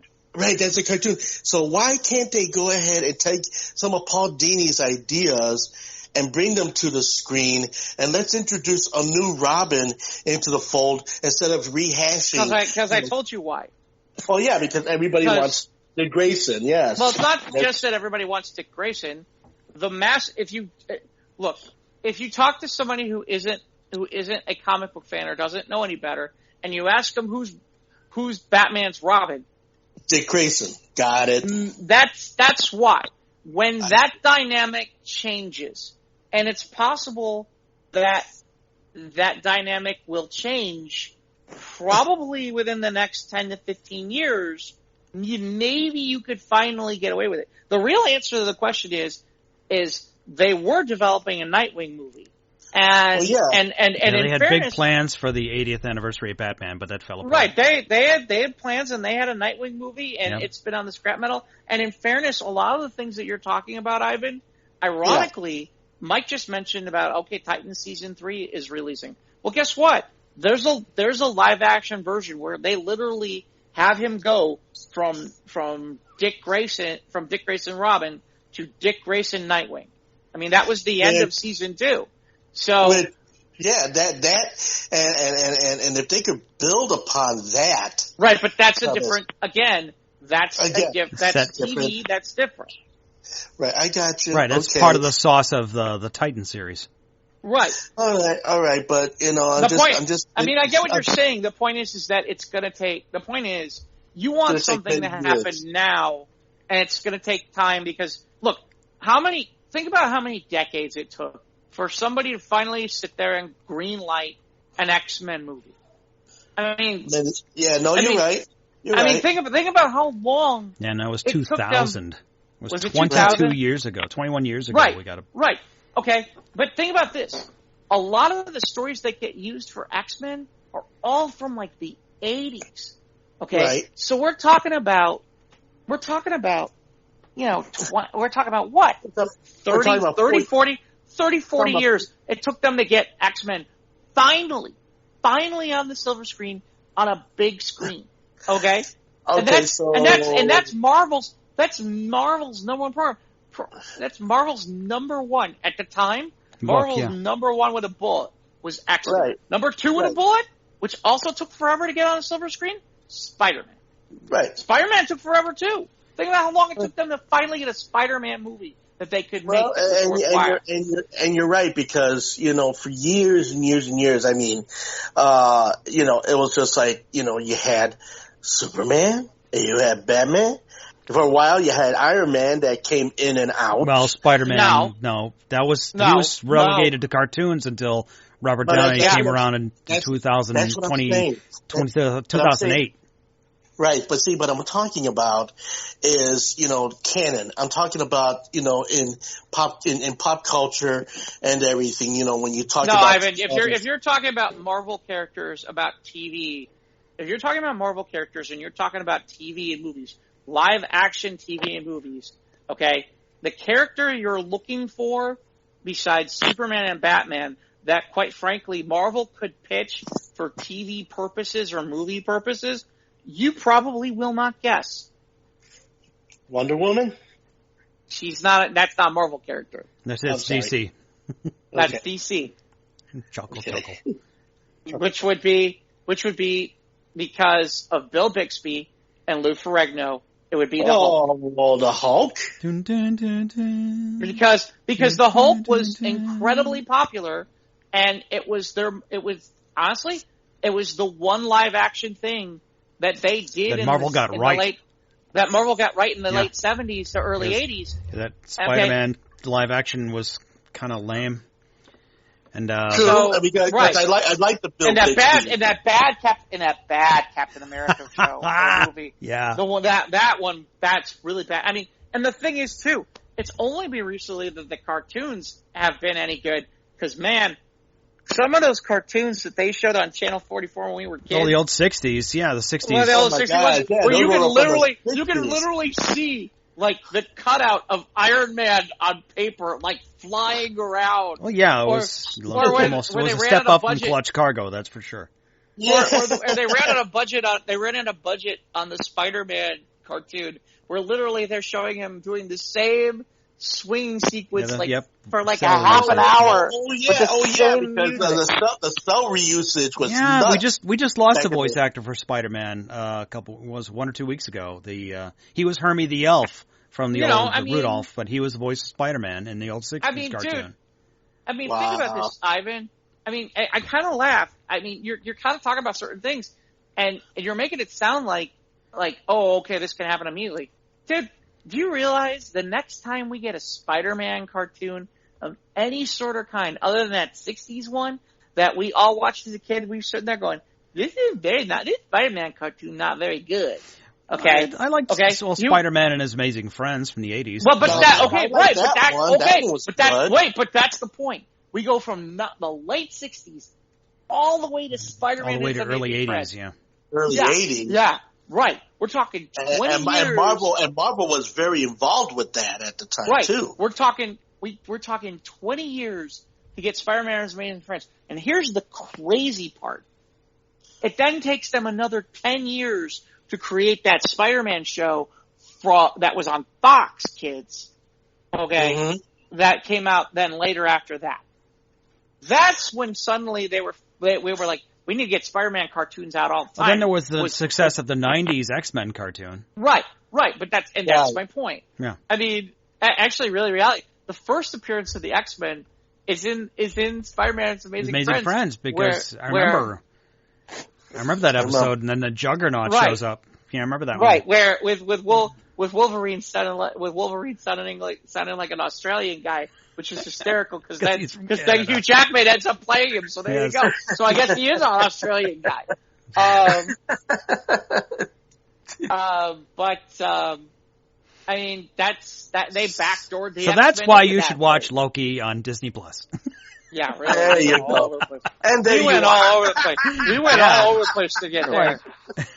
But this is why it's called engaging conversation. This is what happens when we let Ivan into a conversation about multiverses and other shit. It's like all I said was it's very ambitious for them to want to go cosmic and multiverse, and the next thing you know, we're talking about Paul Dini, not Paul Mooney. But it did make for conversation, and it did make you think, okay? That's what I was going for. Is that what you were going for? Because I don't think that's what, if you say so. I don't think it means what you think it means. I do not think it means what you think it means. So we got a trailer for season 2 of Stargirl. Looks good. Yeah, I'm excited. I need to finish Stargirl. I got 2 episodes left. The big finale. I'll go watch it. Don't know if you caught a couple of things in that trailer. When that satellite dish crashes, I presume that was finale.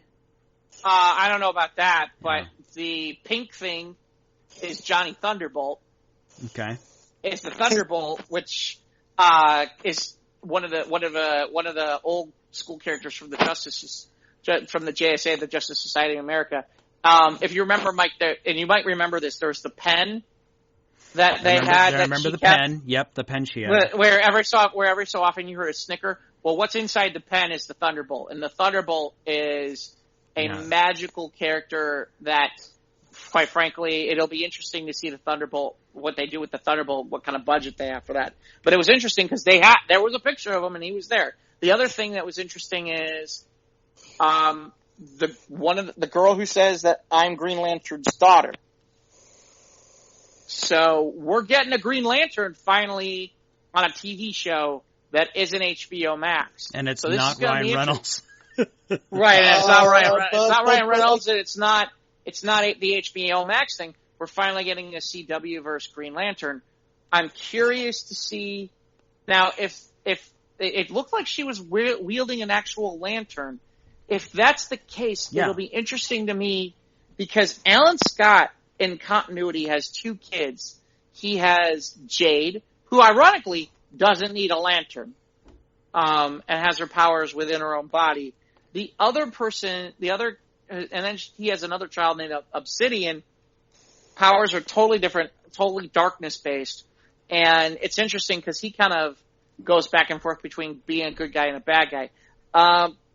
It'll be interesting to see how that gets introduced. The other thing is it's very clear that season 2's villain is the Shade, and the Shade is a very interesting old school JSA villain who's been around forever.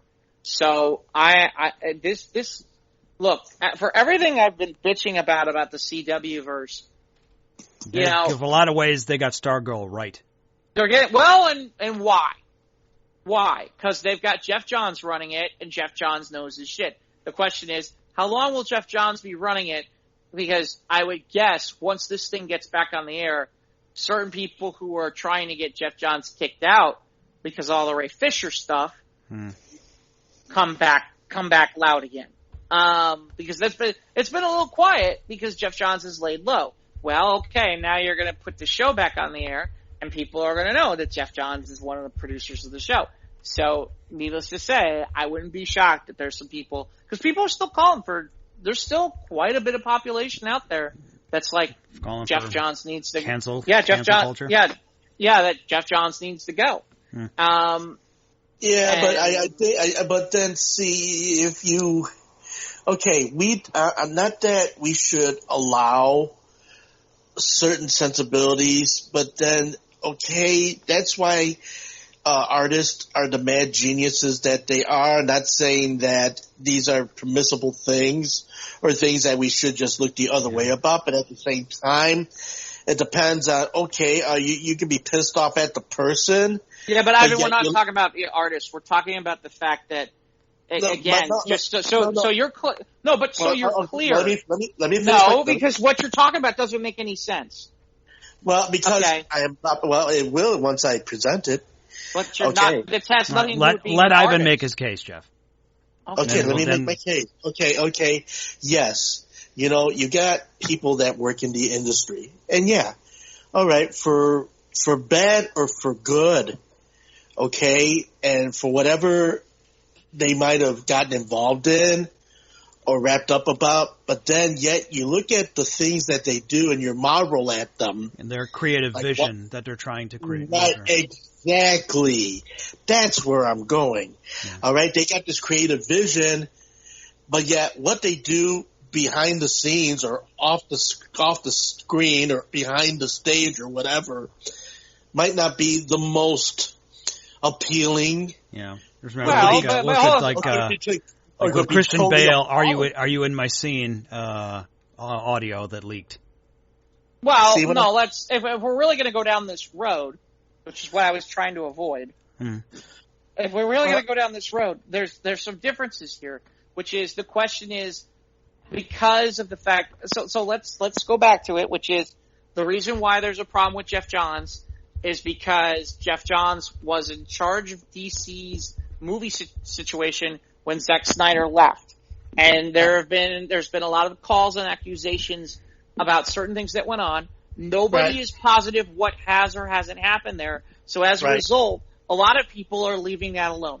But because of the popularity of the Snyder Cut and things that have gone on since then, that may be part of it. What's very different about what you just said is I will give you an example of someone where I have a feeling this person, no matter how much you talk about it, is gone now.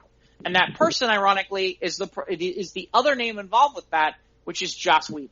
And what's come out as well with Joss Whedon is all of the decades of all the bad treatment that he gave women, which is insane considering the fact that he writes female characters phenomenally well, and yet almost every single major female actress or actor has now come out against him, including Sarah Michelle Gellar as well. And Gal Gadot and Gal Gadot and so in fairness, the creative genius that is just Joss Whedon, I think the creative genius that is Joss Whedon kind of gone. And in fairness, like for example, his name is on The Nevers, which is out on HBO right now, and I'm under the impression it was good, but it wasn't great, and people are like, eh. But Joss Whedon kind of had to like disappear from that series. His name is still on it. I don't know how much he's going to be really involved if there's a season 2 or season 3 beyond. And that was supposed to be a big show for them. And now it's may not go to be anything for them. Okay. And all right. And of course, in my statement, I say that, yeah, these are things that, are just plain terrible and just awful and mean and shitty and everything. And okay, a lot of people, you could turn a blind eye to it or see it for the glaring thing that it is. And of course, people have their ideas. I mean, this has happened over and over and over again in Hollywood. We could go ahead and open up a Pandora's box of, oh shit, if we only knew what these people were really like, would we be actually watching them? Would we be involved? Well, but and that's been the question now, Ivan, is now that there seems to be, thanks to social media and smartphones and a lot that goes on right now and how we can get and get information. Right. Yeah, that's become more of a thing now than ever before. And so but again, there's two different, again, trying to use the examples that I'm using here, which is one is a situation where there's an individual at Geoff John's where there's questions about him, but nothing's really been out there proven one way or the other. But there's people in both sides of the camps. Whereas with Joss Whedon at this point, Joss Whedon it's a situation where really, at this point with Joss Whedon, yeah, I mean, there's enough out there where we're not just talking about smoke, we're not just talking about fire, we're talking about it's a 4-alarm blaze. And he's holding the book of matches. Right. That book of matches, shoot, he's in the middle of the flames with doused in kerosene. That's where Joss Whedon is. It's just like the same thing that happened with Ren and Stimpy. Once they found out old boy was a ped, and now it's got a whole different light with Ren and Stimpy. I get it. Yeah, there was a whole awkward last half hour of that documentary I watched last year. Yeah, that was shit. I always laugh because if we really want awkward, I mean, let's go sit down and look and read up about the creator of Wonder Woman. Yeah, that was they made a movie about that dude. Yeah. Mm-hmm. I mean, there's certain things that again, you've got some shameful, shitty, crappy things that happen in the name of what the entertainment that has become out of it. I'm not saying I condone it or that we shouldn't say, well, that's all right because he's a great artist. We can look the other way. No, but I'm just saying that a majority of these types of artists and these types of producers and directors, and for whatever reason or for whatever thing that they did, it comes to your own mind, if you're comfortable with watching this, knowing who this person really is. Well, I'll spin it a different direction then and go away from this, which is, it's really interesting. What's interesting to me about Stargirl is they've got Geoff Johns and he gets it. And he seems to get it. And it seemed like once upon a time, and Mike can attest to this, once upon a time, DC with their TV with what they were doing in the CW verse. They have some people overseeing it who get it and understand it. It just seems like in recent years, it suddenly seems like, I don't know if it's a change in personnel, if there have been changes here or there, or what they're doing with the quality of the product. It's just not there anymore. And it's interesting because some of the people who are at the top, some of the people who are on the top of the list are well known, well renowned, and know their stuff, and really are on top of this stuff. But at the same time, I'm not seeing. I'm like I said, and again, hey, look, I have certain friends of mine who still to this day are like, I don't know what you're talking about. Flash is great. I'm like, okay, if you say so. I feel like we've seen the same fucking episode. We've seen the same goddamn storyline for the last 4 or 5 years now, and nothing fucking changes in that goddamn show. I mean, I can tell you what's going to happen. How he's going to. I can tell you that he's going to fuck up again as usual and look like a dumbass. I mean, honestly, there's a part of me where I'm like, is Barry Allen that much of a dumbass? If you're a fan of the character, you just like to see the exploits, so you just kind of turn that off and just enjoy seeing it on the screen. I guess maybe that's part of that. Maybe just catharsis or whatever you want to call it. I guess. I guess to me the only thing is, to me is when I read the comics, it's like Barry Allen ain't dumb. He works. He ain't dumb. I mean, come on. How many times are you going to make the same mistakes over and over again? Same one. Every fucking time. Well, yeah, that's true too. But then, you get people who reach a certain point where it's just like, oh, I'm tired of thinking of news stories. I'm tired of writing this. I'm tired of being involved. Then it's time that they leave the show. Okay. It's time for them to leave the show. Right. And when did you stop watching? When did you stop watching Flash, Jeff? What season? This season. This season you stopped? In fairness, I really kind of stopped watching last season, but I really pretty much was just like, forget it, I'm not watching. Well, it's not even that. It's just like you think it's long since jumped the shark. Then I think it's it's the part where it's like I've enjoyed the characters. I enjoy the characters. I enjoy the character. I enjoy the actors.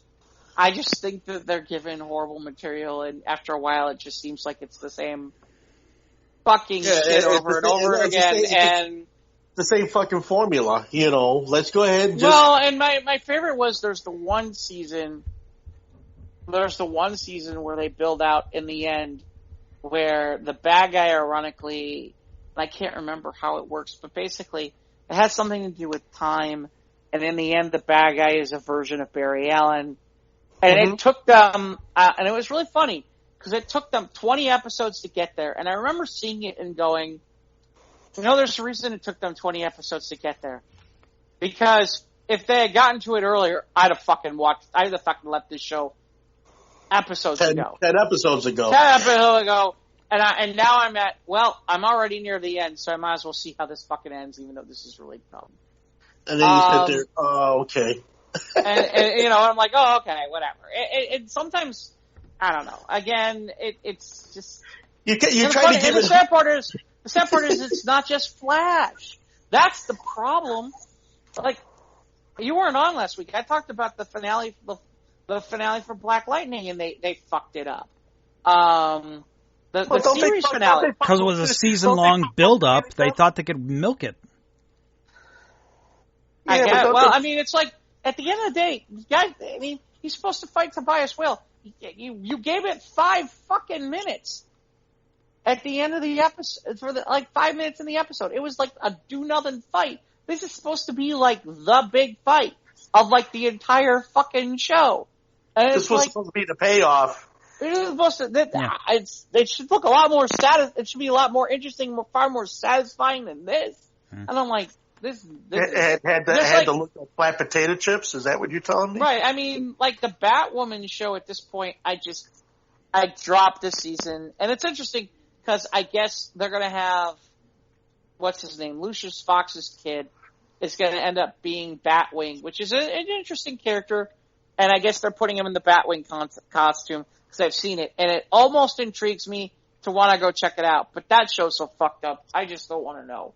And it's too bad because I like the idea of Batwing. And if they basically ended the show and went to a Batwing show, I'd be all for it. Okay.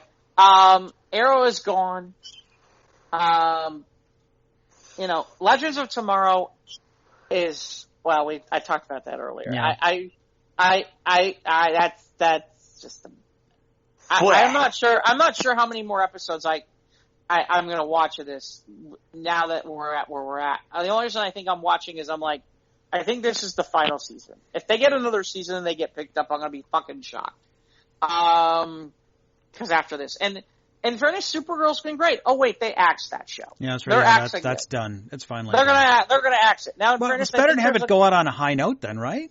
Yeah, I mean, that's the one thing. It's like, honestly, if I was them, I'd be like, okay, take the Supergirl writers and put them on anything else we've got fucking left that's working. Because it's like, I don't know. Maybe part of it is that in wake of things like The Boys and the new Marvel shows, suddenly some of these CW shows, or even The Mandalorian, I had to say The Mandalorian's part of this factor too, which is, when you start with shows like The Mandalorian and The Boys and some of these other shows that are superhero shows that are out there, suddenly the CW show just seems lacking. Seem like milquetoast, or?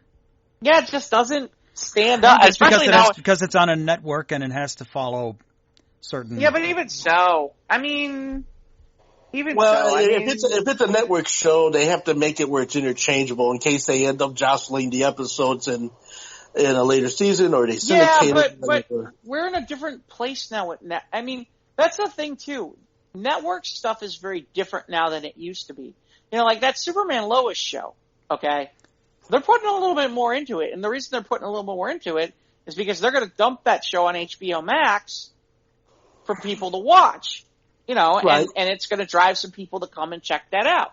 And right, so from that, just like the Stargirl show, what'll be interesting is they've got two shows that they're looking at making new for CW.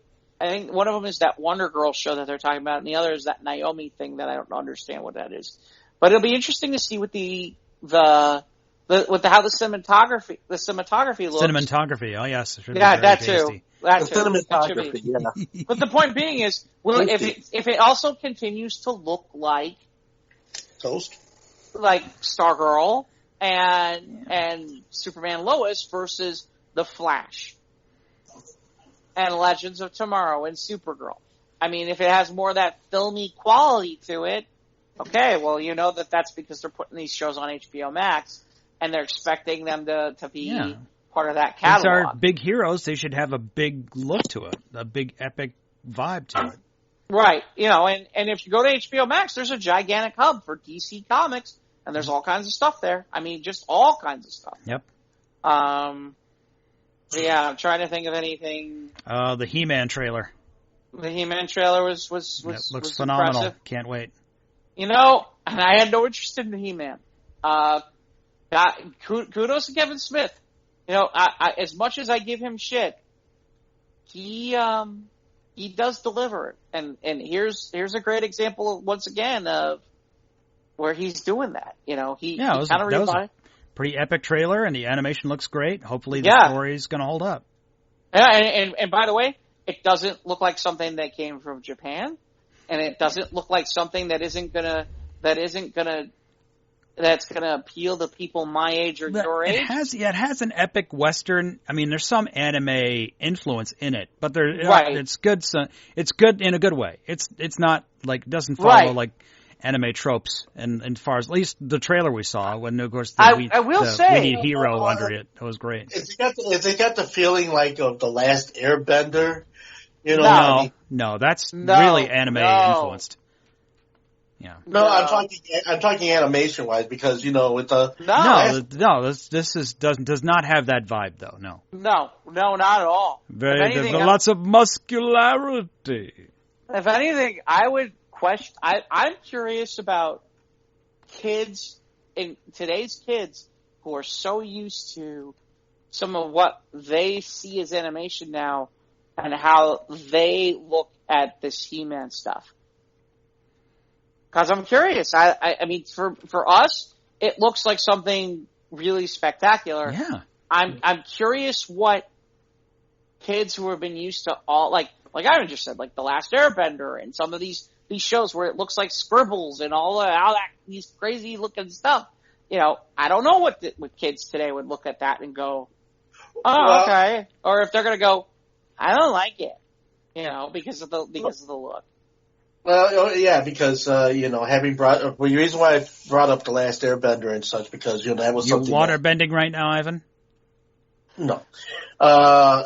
What's happening was with the situation I watched with Soraya, because she loved The Last Airbender, and she loved all that whole sensibility. Which I tried watching Legend of Korra. I just couldn't get through it. It was just too anime, a little too kiddie. Well, yeah, I mean, The Legend of Korra, I'm with you on that, Mike. That didn't hold my interest as much as Airbender did. Because to me, The Last Airbender was, to me, seemed a little bit more cohesive, and it wasn't as anime-like, although they did try to throw in some of those, anime sensibilities about it in certain episodes, but not as much as, say, if it had been completely, anime. But yeah, as far as any of that is concerned, do you think today's kids would like the new He-Man? I mean, we grew up on the older He-Man, the Filmation He-Man, and yeah, and those are not watchable now. I mean, no, they're not. They're total cornball, and it's a lot of Filmation's notorious cell reusage doesnthink it so. Oh no, and it doesn't. Yeah. And the other thing is too with He-Man is, and because I remember I think it was VH1 back when they used to do those shows where they would talk about like the best, like those like certain things from certain decades and stuff.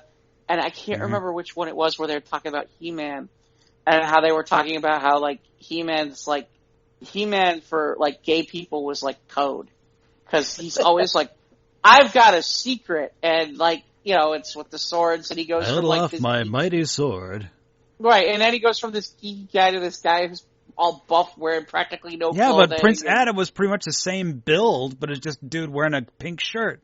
Right. Well, that's what I mean. Oh, okay, pink shirt. Yeah. Well, talking the 80s here, And then okay. So what do we say for She-Ra now? Okay, yeah, let's try to make well, they wanted to make He-Man for girls. That's why they made She-Ra. Yeah, right. Oh yeah, but and they tried to revive that. Yeah, and I don't know. They did. They did. It was on Netflix, and it was quite successful from what I heard. Right. Actually, I'm curious. I don't know. I'm curious if she's in this. I bet she is. Maybe in season 2. Who knows? I bet she is. I can't imagine. It's Kevin Smith. I imagine he gets carte blanche. Sure, he's got playing a long game in that regard if it's successful. Right. Yeah. Yeah, because it's either that or more Jay and Silent Bob movies.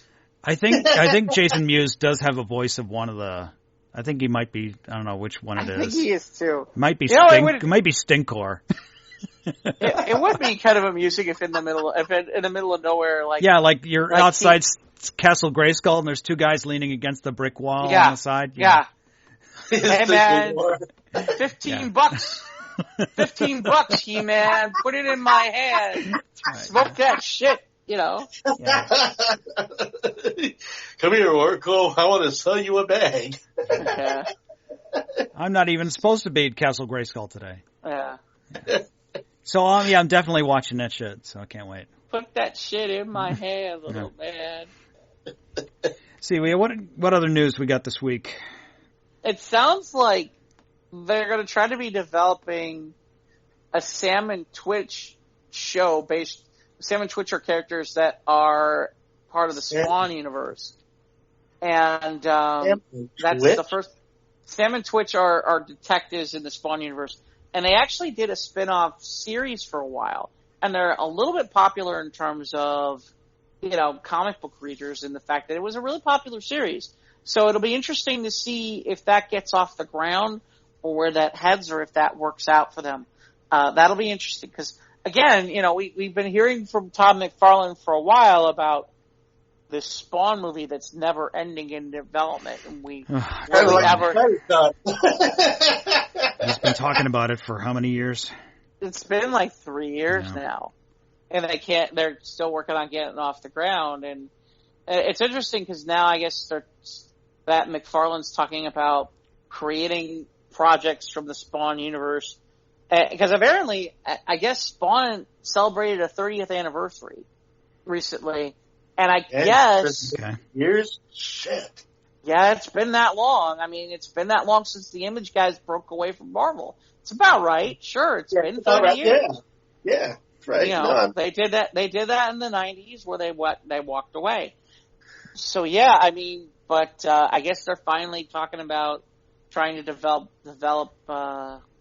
other properties for Spawn, and frankly, you know, honestly, I kind of laugh. It's like, geez, what took you so long? I mean, to me, I always laugh because in the things that I've read about it, they do kind of mention about how, you know, they had the HBO show a long time ago, but they don't talk about a broadcast partner, that's for sure, at all. They're just talking about that there's, you know, they've decided that they're going to develop on it and start developing that universe a little bit more. There's a report out about apparently on the Harley Quinn show that they wanted to show Batman and Catwoman having a scene where I guess Batman goes down on Catwoman, and that got nixed. Ooh. Yeah, Ooh. DC, yeah. I'm sure that, you know, The Harley Quinn, the Harley Quinn series did ride the edge in a couple of things. From what that was one of the things. Yeah, so that was one of the ones. That's one of the things that got nixed. This to me is crazy. Kevin Bacon is going to play the villain in the revival of the Toxic Avenger movie. Didn't they? How many of those? They made at least 3 of those films. More than 3. Yeah, more than 3. Yeah. I mean, that's. I mean, the names that are attached to this project just are absolutely crazy. Toxic Avenger. I can't believe that this is happening. So it's Kevin Bacon, Peter Dinklage, Jacob Tremblay, Taylor Page are already a part of this revival of the Toxic Avenger. This wasn't. I'm confused. This was never a good movie. No, it was not. Ivan, you rolling around on the floor? What are you doing now? I'm sitting in front of the fan. Okay. Yeah. Okay. But yeah, apparently the guys who are producing. Anyway, the point being, so there's that. As I mentioned about Sam and Twitch, I guess the people who create the Mayor of Easttown, which is getting real good reviews on HBO Max, are involved with that project. And then I'm trying to see if there's any. There's a new Space Jam trailer that was out. I didn't look at it yet. Yeah, when is that coming out? The Space Jam. I think. 2. Space Jam. I'm not positive. Space Jam 2. Well, I've seen the rushes for that already. Yeah. They did an actual like mockumentary with LeBron James and all of the characters kind of smack talking each other throughout the film, and you know, Zendaya, you know, they made a big to-do about Zendaya being the voice of Lola Bunny, and how they kind of toned down Lola Bunny in this Space Jam 2 episode, and then just like that's next month too. That's July 16th. Is it next month? Wow. Yeah. Okay. So, the controversy, if you will, about how they've desexualized Lola Bunny. Yeah. Which, to me, you know, I'm thinking, okay, again, here we go, you know, one more time, let's go ahead and soften it up for the sensibilities that people have really put too much thought into the whole process in the first place. But have you seen the differences between the two characters? Yes, I have. Yeah, I mean, Lola Bunny in Space Jam, midriff, short shorts, and everything. This time out, no midriff, just like regular court shorts, really, breast line's been reduced, not as curvy, not as figurative. Ivan's hitting all the bullet points. It's basically, they did a male version of a female version of Bugs Bunny. Yeah. And there it is. Just not overtly feminine. No, not at all. In fact, she looks more, she's a lot less anthropomorphic, or humanized, if you will. Obviously less curvaceous. Less curvaceous. Yeah. She's more animal. She's more animal looking now. Mm-hmm. Than she was before, because in Space Jam #1, I mean, you can look at her and you're like, damn, if she was a live woman, that would actually make you think. But but I guess they're trying to get away from that whole thing of sexualizing, characters. But yeah, she's actually kind of dull. You still gonna watch it? You still gonna see it? I've thought about it. I mean, right now, Logan Theater is open and they've got a number of other movies playing right now, which I'm thinking of seeing In the Heights. I want to see that. That Raya and the Last Dragon, not so much. I think that's not, I don't know if it's free yet on Disney Plus, but it's yeah, I mean, they had it on the marquee at the Logan Theater the other day. I don't know if it's still running, but I'll check. But yeah, would I see Space Jam 2? If I see it, it's just for the shits and giggles of it, instead of just, just to see it just out of more for curiosity. And it's just kind of like, well, what's the big deal? And the fact that they cut out Pepe Le Pew's, tavern controversy, yeah. And it's just like, but the thing is, had they left the tavern scene in, okay, Pepe Le Pew got his comeuppance, which he seldom got in the old cartoon. Exactly.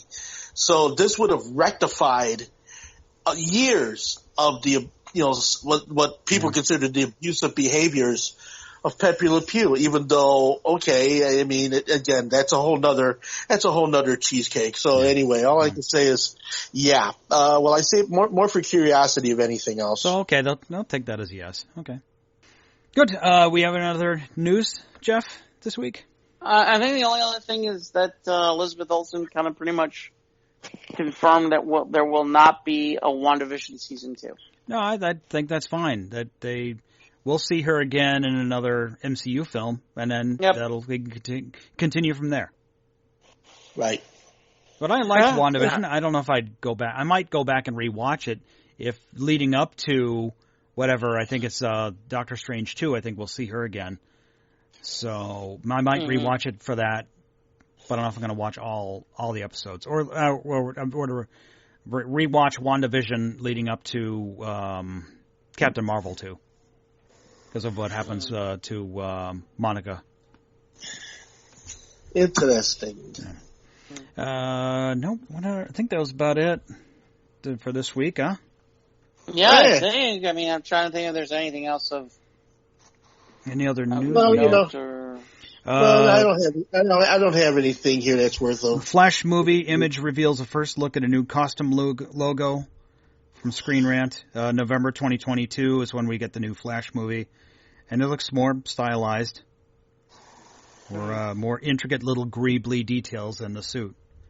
So it's got grooves. Yeah, it does. It does have grooves.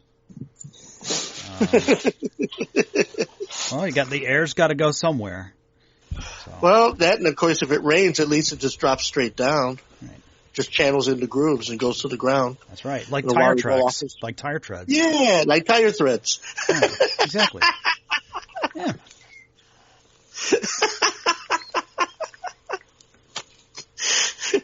Where can they find us? We're on Instagram and Twitter at SOTRT Podcast. We're on YouTube. Of course, you can download the show on the usual podcast hosting platforms, iTunes, Google, Spotify, Anchor.fm/SOTRT. Java and Ivan is where Ivan and Ivan is on Twitch. You been on Twitch lately, Ivan? Yeah, I've been on Twitch a couple of times, but it seems like the audience, that I have for what I do, they just, they're just kind of set in their ways with the whole Facebook thing. So they like Facebook Live. Yeah, they the switch over to. For some people, it's just too complicated. So, yeah, I've been appeasing the sensibilities of just doing the Facebook and just jumping the hurdles. But I still do the Twitch. I still do Twitch, and I've yet to still check out Clubhouse. But I'm probably work that in there in the next couple of weeks, see what happens with that. Speaking of Clubhouse, that's where Geoff is. It's Dynamite Productions. That's right, Geoff. Facebook, Twitter, Instagram, and all the social medias. That's Dynamite Productions. And email us at sotrtpodcast@gmail.com. Thanks, everybody, for joining us down here at the Squares of the Round Table. We're always so happy to have you here, enjoying our little stories and foibles and things that we do here on the program. So we hope that you'll come back next week when we hear Geoff say, "Wah!" Geoff never says that. Yeah, he'll say, "How have you been? Nobody gives a fuck." He'll say, "You better not have ketchup on that." Yeah, no ketchup on that hot dog. I'll quote a whole bunch of chic, like, Rise and shine, jabronis. Yes, if you're on Twitter, follow us, SRT2 Podcast. But if you're on Twitter, you need to follow the Iron Sheik as well. Yeah, follow the Iron Sheik. And, of course, especially if the Iron Sheik has cinematography. Mm-hmm. Well, I don't know about that, too, but he says if he's ever drinking a pina colada, then you know it's not me, you dumb son of a bitch. I've never had a pina colada. Never? Never had a pina colada. I had a margarita once, but never had a pina colada. Hey, or never getting caught in the rain either. Oh, that's margarita. That's Macarena. Macarena, not a margarita. Take it easy, folks. We'll talk to you next week. Take care. Bye.